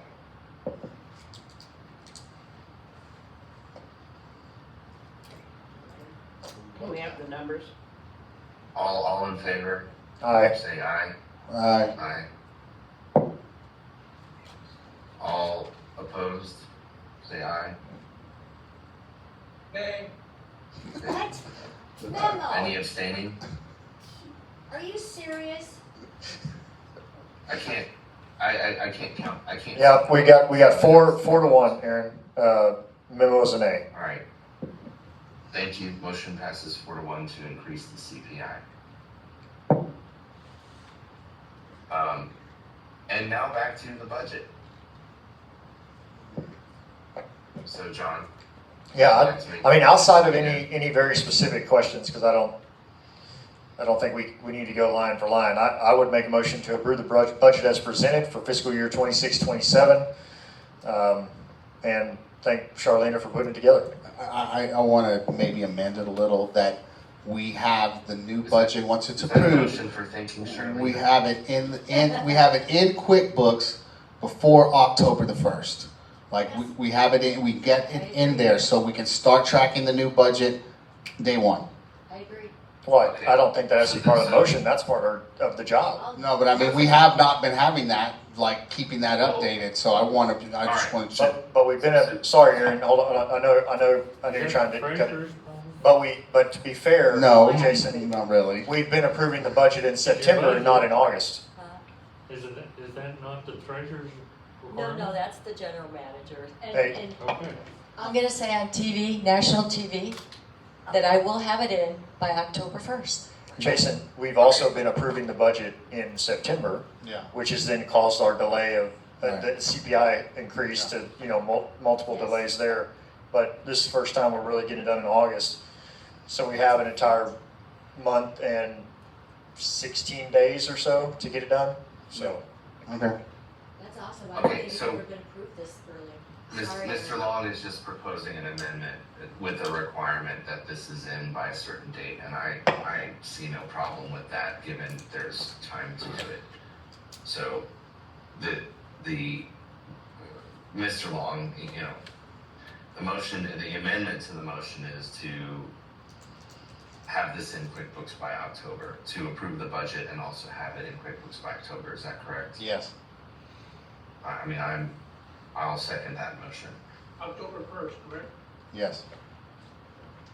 Okay, so the motion is to approve the budget as presented with a October 1st deadline for having the information in QuickBooks. Do I have a second? Second. All those in favor? Aye. Aye. Aye. Unanimous. Thank you. Motion passes And for unanimously. clarification, that means the assessments are gonna go up on October 1st, That was the previous motion. correct? Correct? Yes. Yes. Yes. The thing you voted against happened, 4-1.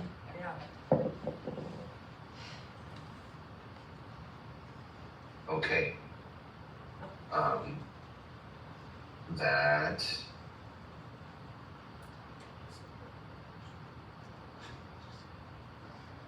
That concludes our discussion, possible action items. Do we have any announcements anyone would like to make? I do. Employment resolution? Or you already passed that? What? Employment No, resolution? we decided that we're gonna have a bylaws amendment early enough to the membership so we can approve that in the Oh, next meeting. so that's not on Yeah, there. to make it official on the bylaws, we've gotta give it out to the membership a certain amount of time ahead. Well, that's the goal. Mr. Mendias, I have a question. Did the entire board have the applicants for the architecture committee submitted to you guys? Are there more? There's 3. I'm sorry? Are there more applicants? No. Are you guys going to consider, did the applications come to you guys, the 2 applicants? They're in your packet. Are there? Anna sent them about to upload. I saw, Okay, because they're not on the agenda, and the 2 applicants were here for you to ask them questions, and they're gone. If you want them back, I can call them. Who are they? I didn't see. Bill Herman and Alan Jensen. So I'm sorry? Since it's not on the agenda. Okay. And that's an easy thing, I would propose we can hold a special meeting, Zoom, and just go through that real quick, separate. And we can schedule that at a convenient time for them or anyone else. So when would that be? Any idea? It could be 72 hours from when we announce. As early as 3 days from now, just let us know Oh, what works okay. for you. All right, well, that tells me what I need to do as far as giving them information. So you got 3 people. 2. Oh, 2. We have Mr. Herman, I got 3. Oh, yeah, that's right, 3, the lady. I thought the rest were. and then you got Alan Jensen, Jensen. Alan Jensen. I mean, Aaron, Melissa Fink? can we just approve them? Well, before you. But outside, I mean, you tell us what you need, number one.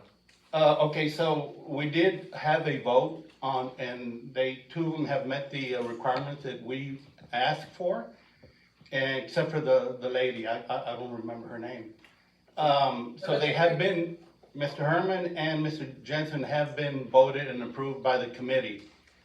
I mean, I really think we probably should do it in a noticed meeting. I think that's probably the legitimate way to do it. Can you do it by email? Been advertising for volunteers forever. Yeah, but we didn't advertise to any membership that could come here and speak for or against appointing these people. I'm not saying anyone would, but that's the way things work. That's why you notice meetings, so people can come and say their piece about what's going on. So if we didn't tell the membership we were gonna put 3 people on, I didn't know. It's in my packet, but I didn't see it because I didn't get an email saying there's 3 people coming on there, so I didn't know. To look at it. Like you failed to look at the budget, Director Guzman, because your broken record about 10 grand or 5 grand. Look, I'm sorry, guys, this was announcements and this is not on track. We can certainly arrange having a special meeting, 3-day minimum notice to approve members. That is not a problem. Okay, that tells me what to do. And I'll let you know. Okay, thank y'all. Yeah, I'll put that. Thank you, Vince. You're welcome. Thank you, Vince. You're welcome. I think we're almost done, right? All right. If there is nothing further, then I would motion to adjourn to executive session. I'll second it. Aye. All in favor? Aye. If you like, I can just record and you can go out so you don't have to stay.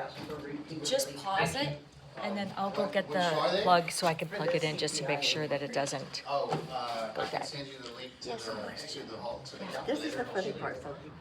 Yes, you're on. Now we're on. Okay. It is August 15th, 1:52 p.m. We have adjourned executive session. The votes and motions are as follows. Motion to refer foreclosure to legal counsel. The vote was unanimous. Motion to update the lawyer on the petition status. All in favor, say aye. Aye. All opposed, say nay. Nay. That's 4-1, passes. Motion to coordinate membership to auditor. The vote was unanimous. That concludes our session. It is August 15th at 1:53 p.m. I motion to adjourn. Do I have a second? Second. All in favor? Aye. Aye. Thank you very much.